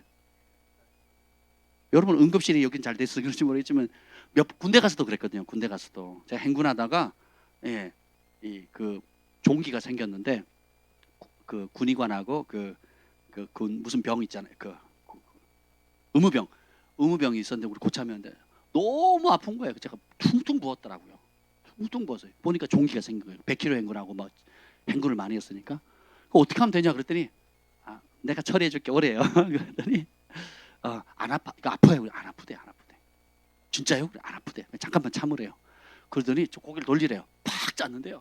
죽는 줄 알았어요. 얼마나 아픈지. 좀만 참아 그러더니 확 짜는데요. 그러니까 그 누런 덩어리가 제가 봐도 징그러워요. 어떻게 내 몸에 이런 게 나오지? 확 나가더니 그다음 깨끗해져 버렸거든요. 여러분이 하나님 말씀 계속 떠나고 또 떠나고 불순종하고 또 불순종하고 내 고집 피고 내 뜻대로 하고 사람들 의견 듣고 하나님 말씀보다 다른 사람 전문가들 그럼 어떻게 해요? 주님이 처음에는 그러지 마라 하는데 계속 안 들으면 어떻게 하는 줄 아세요? 내버려 둡니다. 그러니까 잘 돼요 안 돼요? 안 되거든요. 관계 깨지고 어려워지고 덧나고 힘겨워지거든요. 그럼 주님께서 내버려 둬요. 그걸 보면 부모 마음은 없대요. 근심스럽잖아요. 탕자가 집 나가면 아이들이 집 맘대로 살겠다고 집 나간 애들이 있거든요. 되게 고민합니다. 그러면 어떻게 돼요? 제가 얘기하죠. 그냥 냅두세요 당분간. 돈 떨어지면 친구 떨어지거든요. 친구 떨어지면 또 먹을 거가 떨어져요. 그러면 집밥 생각나거든요. 그럼 지가 알아서 기어 들어와요. 내버려 두는 거거든요. 하나님의 심판의 기능은 그래 한번 된통 맛을 봐라. 그래 죽어라. 그래서 절망 가운데 살다 그냥 죽어라라고 하는 게 아니에요. 하나님의 심판은 그 고생하고 근심케 하는 것은 본심이 아니에요. 근데 허용하시는 이유가 뭐예요? 그러면 나를 떠나는 것이 고통이다. 아버지의 집이 따뜻하지? 어머니가 차려준 밥이 맛있지? 집으로 돌아와라 이거예요. 그래서 어떻게 예레미야는 심판받는 게 하나님 뜻이다. 근데 무한히 심판하지 않겠다. 70년이 차면 돌아올 것이다. 정한 때가 끝나면 너네 아무 조건 없이 내가 돌이키겠다는 거야. 이스라엘 백성이 회개한 게 아니에요. 그 70년 동안. 바벨론에 있으면서 이스라엘 백성들이 얼마나 코미디 같은 줄 아세요? 고토로 돌아가게 해주세요. 예루살렘 성벽이 무너졌고 하나님 성전이 무너졌는데 돌아가게 해주세요. 70년 동안 돌아가게 해주세요 하고 기도했어요. 우리의 소원은 통일 그랬죠. 똑같아요. 근데 그래서 그 누구죠? 고레스가 돌아가로 칙령을 내니까 가요 안 가요? 우리의 소원 통일해서 남북한 열겠다니까 안 가겠다고 하는 것처럼 우리가 세금이 다 글로 나간다 이거죠.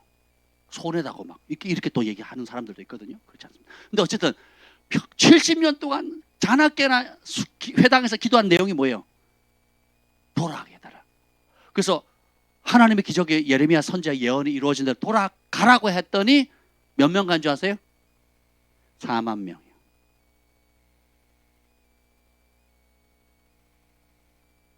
이스라엘 백성이 어마무시가 많은데 왜 못 돌아갔을까요?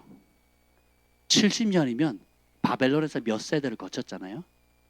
그리고 거기에 다니엘도 같은 총리도 나오고 에스더 모르드게 같은 멋진 사람이 나오잖아요. 그러니까 어떻게 해요? 자리 잡은 거예요. 그러니까 또 어떻게 해요? 약속의 땅 예루살렘에 있을 때도 하나님 말씀을 안 들은 이유가 욕심 때문이었죠. 바벨론 포로로 잡혀갔을 때는 고통스러우니까 돌아가겠다 늘 기도해서 응답이 되어지니까 이미 바벨론에 어떻게 또 뿌리 내려버렸죠.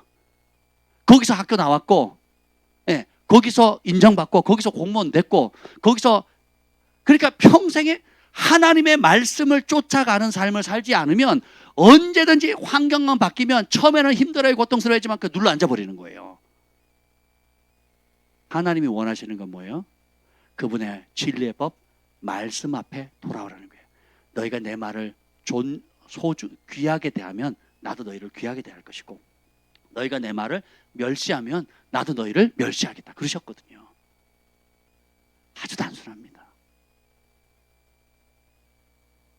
주님의 마음을 알아줄 자가 필요해요. 주님의 마음을 알아줄 자가. 31절 봅시다. 31절 시작. 이는 주께서 영원하도록 버리지 아니하실 것임이며 하나님은 우리를 징계하시되 영원히 징계하지 않으신다라는 거예요. 그 19절 보겠습니다. 19절 시작. 내 고초와 재난 곧 쑥과 담즙을 기억하소서. 20절. 내 마음이 그것을 기억하고 내가 낙심이 되오나.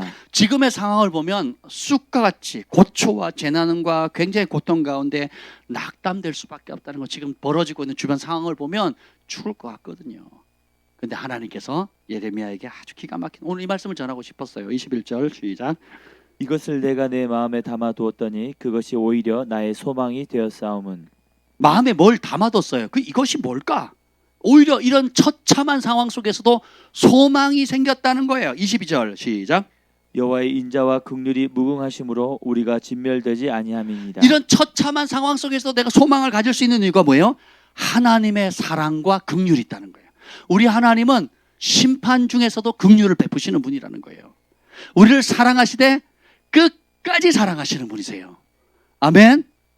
그 하나님의 사랑이 무궁하다 그러죠. 끝이 없으시다는 거예요. 그 하나님의 사랑을 신뢰하는 거예요.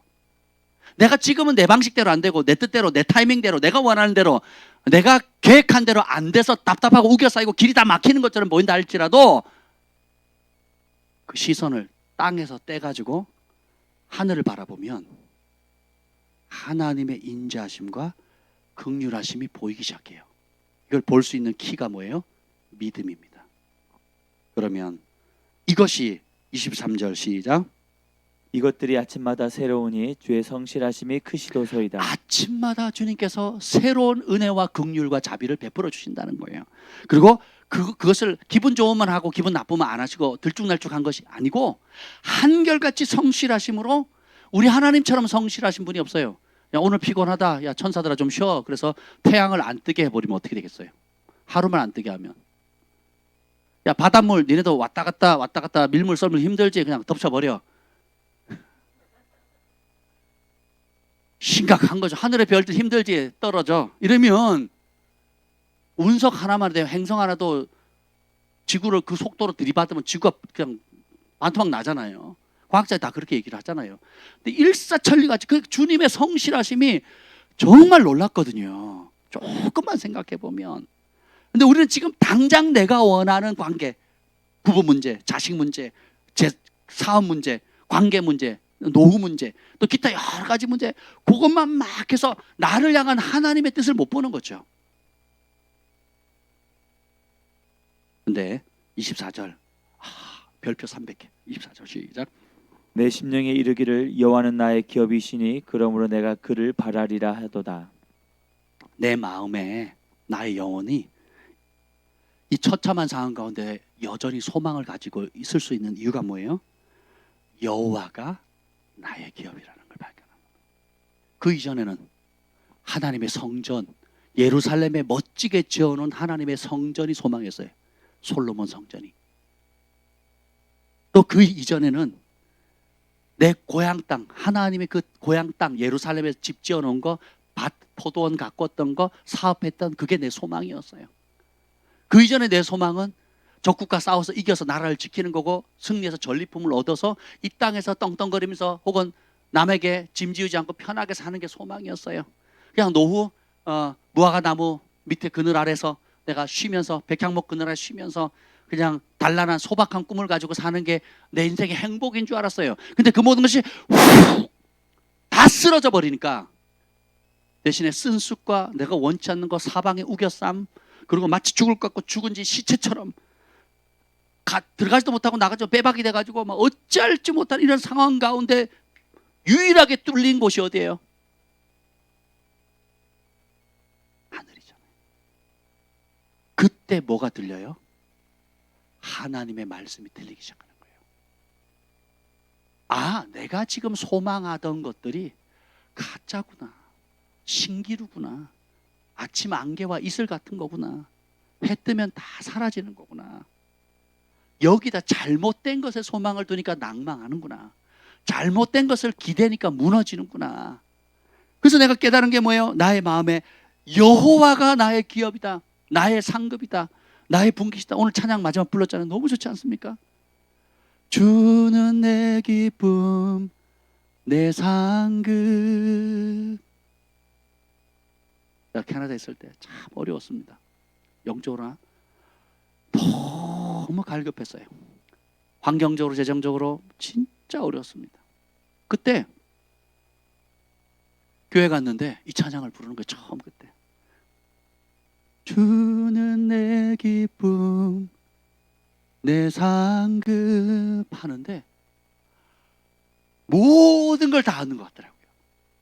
오늘도 이 찬양하는데 막, 여러분 은혜 많이 받으셨죠? 막 눈물이 막. 이따가 그 찬양을 해서 찬양대 같이 찬양하면 좋겠어요. 주님이 나의 기쁨이고, 주님이 나의 소망이고, 주님이 나의 상급이에요. 그 주님을 떠나니까 근심과 염려, 고통과 아픔이 나를 찌르게 만들거든요.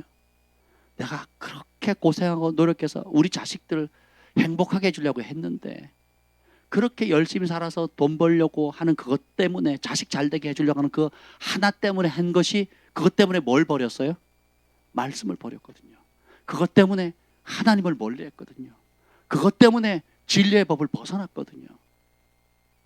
주님께서 어떻게 해요?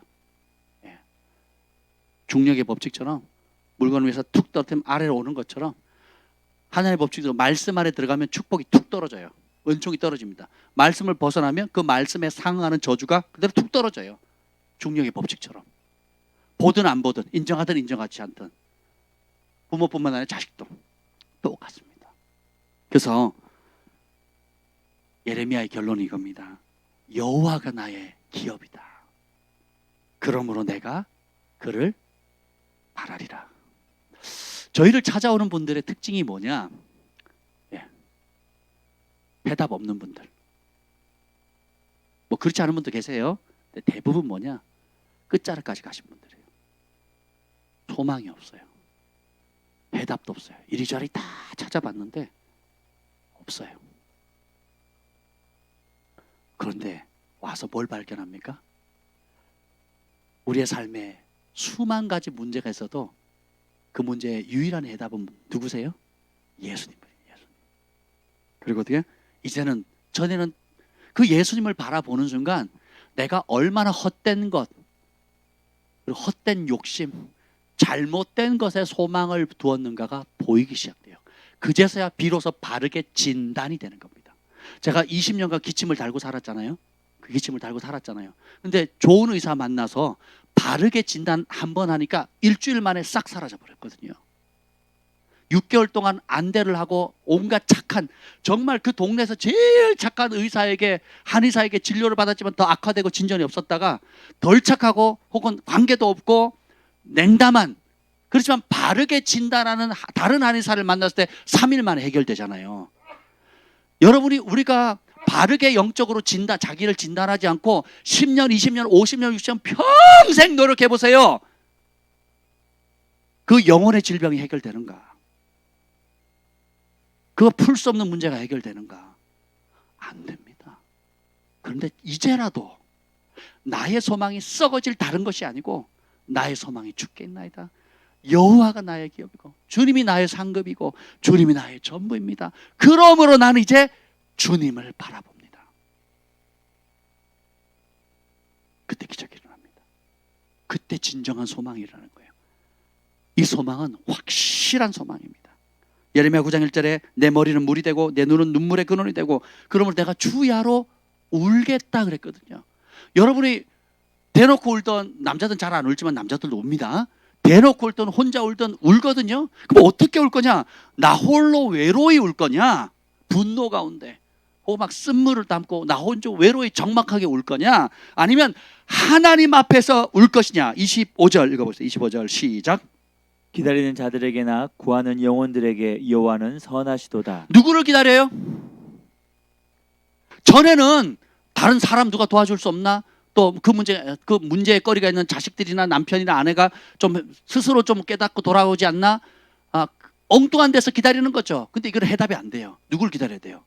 여호와를 기다려야 돼요. 응답하신 하나님, 살아계신 하나님, 도우시는 하나님을 기다리고 그분께 구하는 거예요. 적극적으로 그분 앞에 나아가서 기도하는 거. 오늘 이 밤에 그렇게 나온 거죠. 적극적으로 그 문제를 가지고 나오는 겁니다. 그렇게 여호와를 기다리고 여호와를 간절히 구하고 찾는 영혼들에게 여호와는 선하시다는 거예요. 아멘. 26절. 사람이 여호와의 구원을 바라고 잠잠히 기다림이 좋도다. 우리 인간은 정말 좋게 사는 방법, 행복하게 사는 방법이 뭐예요? 하나님이 주시는 구원을 바라봐야 돼요. 내 노력도 한계가 있고요. 내 머리도 한계가 있습니다. 이제까지 때때로 나를 도와줬던 사람이나 주변의 인물들도 한계가 있어요. 근데 그런 모든 한계가 딱 맞췄을 때 누구로부터 오는 구원을 받아야 돼요? 여호와 앞에. 여러분이 밤에 혼자 울 거냐? 원망하고 쓴물하고 이를 갈면서 내가 저 인간 내가 눈에 흙이 들어갈 때까지 꼭 복수하겠다 하고 이를 부득부득 갈면서 홀로 밤을 지샐 거냐? 아니면 자비와 긍휼이 크시고 무궁하신 그분 앞에 내가 여호와께서 주시는 친히 주시는 구원을 바라보리라. 내 아픔을 아시고 내 눈물을 아시는 그분 앞에 내가 기다릴 거냐? 선택하는 거예요. 근데 사람이 정말 행복할 수 있는 비결은 여호와의 구원을 바라는 것이고 그분을 잠잠히 기다림이에요. 그 은혜가 있기를 축복합니다. 그러면 하나님께 어떤 복을 주시냐? 56절 보십시오. 56절 시작. 주께서 이미 나의 음성을 들으셨사오니 이제 나의 탄식과 부르짖음에 주의 귀를 가리지 마옵소서. 주님이 따라서 이미 내 신음소리 들으셨다는 거예요. 그러면서 응답하십니다. 57절. 내가 주께 아랫날에 주께서 내게 가까이하여 이르시되 두려워하지 말라 하셨나이다. 내가 주님께 적극적으로 구하고 기다릴 때에 주님께서 어떻게 해요? 가까이 오십니다. 나를 가까이 하는 자 내가 가까이 할 거고 나를 멀리하는 자도 멀리하겠다 그랬거든요. 그러니까 세상에서 제일 큰 슬픔이 뭔지 아세요? 하나님의 얼굴을 돌이키시는, 안 보시는 거예요. 하나님의 얼굴을 돌이키는. 제가 전에 어떻게 식사하러 간 얘기했죠? 밥 먹는 자리, 지도자들 만나는 자리인데 제가 옆에 가서 앉았더니 아무도 저한테 말을 안 걸더라고요. 제가 몇 마디 걸었는데 대꾸를 안 해요. 제가 어떻게 할게요? 밥상 들고 딴 데로 가서 혼자 먹었습니다. 사람이요, 여러 가지 사람 무한하게 많은 방법이 있는데 얼굴을 대하지 않는 거, 얼굴을 돌이키는 거. 아이들이 왕따나 뭐 은따 이런 거 다니면 되게 힘들어하잖아요. 우리 어른들 보면 아무것도 아닌데 그때는 죽을 맛 나거든요. 손톱 깨물고 막 뭐 죽어야 되고 내가 뭐 잘생겼니 못생겼니 얼굴을 뭐 성형을 해야 되니 말 배가 나왔니 아니 빼짝 말랐는데 막 엉뚱한 거 가지고 그러죠. 왜 그래요? 얼굴을 대하지 않으니까 어떻게 돼요? 얼굴을 대하지 않으니까 모멸감을 느끼는 거거든요. 사람이 대화하는데 얼굴 안 보고 대화해 보세요. 얼마나 모멸감 느끼는가. 제일 큰 슬픔이요, 하나님의 얼굴을 보지 않는 거예요. 반대로 우리가 하나님은 우리를 계속 주목해서 만나자 보자고 얘기를 하는데 우리가 하나님을 향해서 얼굴을 돌리는 거예요. 그러니 그게 고통인 거예요. 그게 고통. 근데 보세요. 이제 주께 다시 아뢰게 되고 여호와를 기다리고 여호와의 구원을 구하니까 어떻게 해요? 주께서 내게 가까이 해주신대요. 그리고 58절 시작. 주여 주께서 내 심령의 원통함을 풀어 주셨고 내 생명을 속량하셨나이다. 주님이 나의 기업 되실 때, 주님이 나의 구원으로, 다른 데서 구원을 찾는 게 아니고 다른 데서 해법을 찾는 게 아니라 하나님과 그분의 말씀을 찾는 순간 내 원통함을 풀어주시는 거예요. 할렐루야.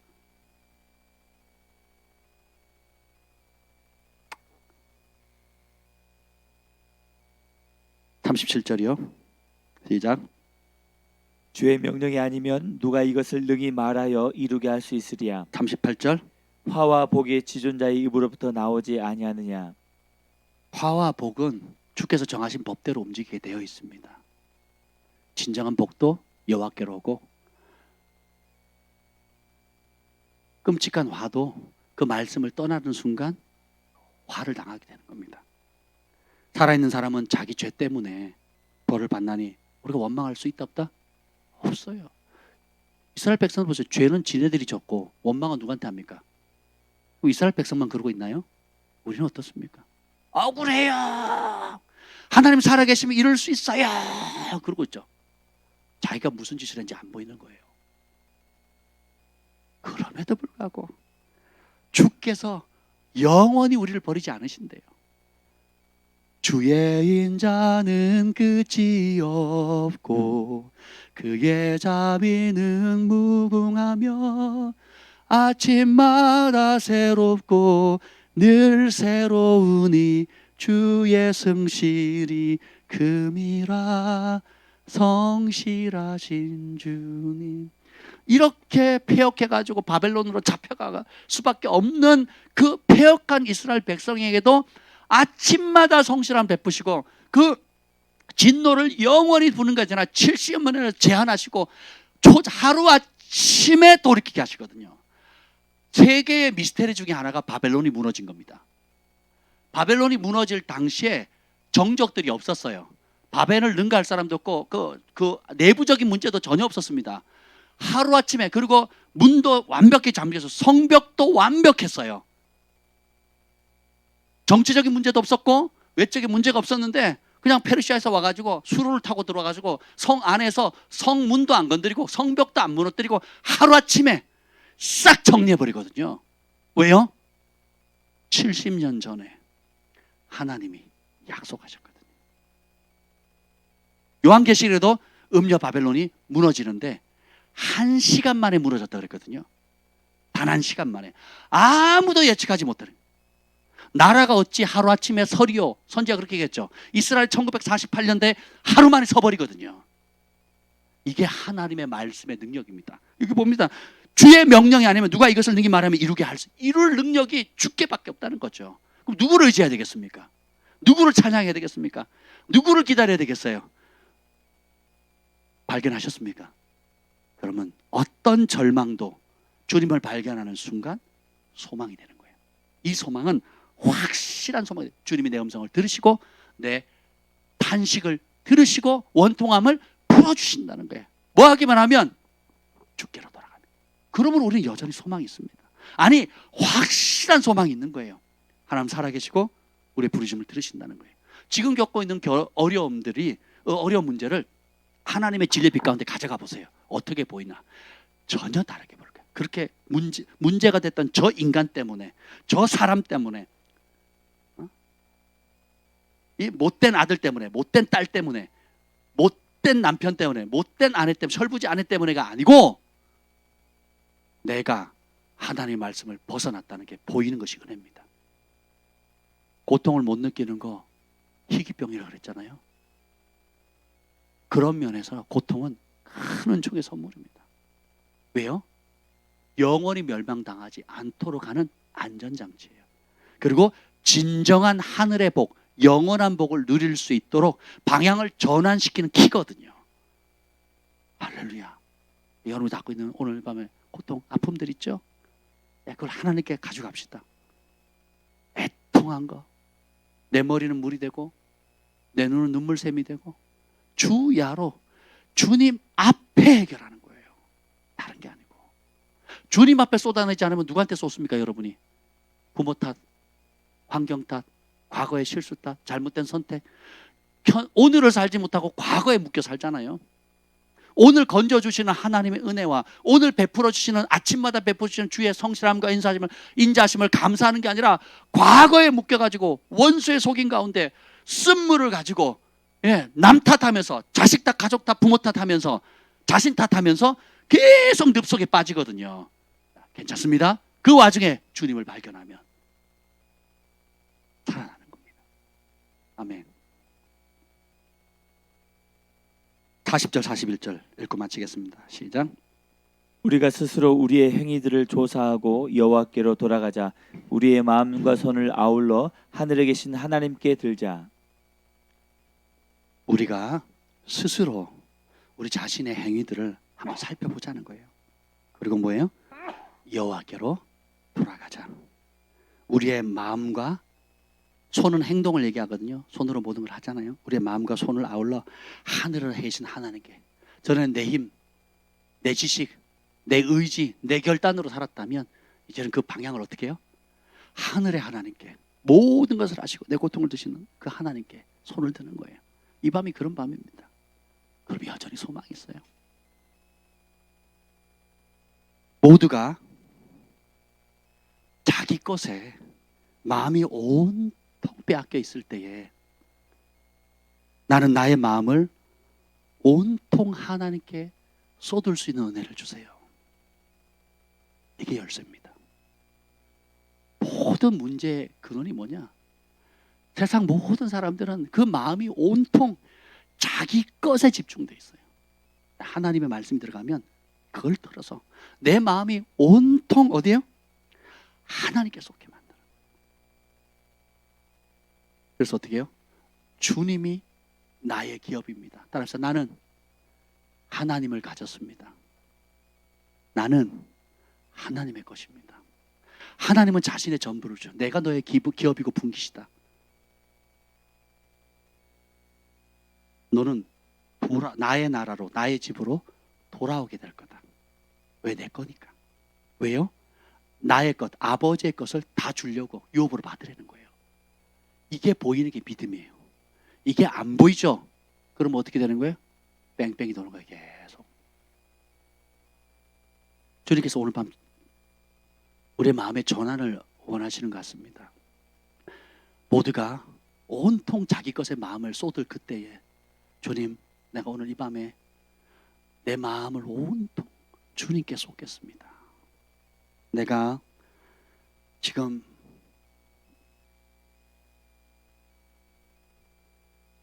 잘못된 삶의 무게중심을 돌이켜서 이제는 주님께로 향하겠습니다. 우리 찬양팀 좀 앞으로 나와주시죠.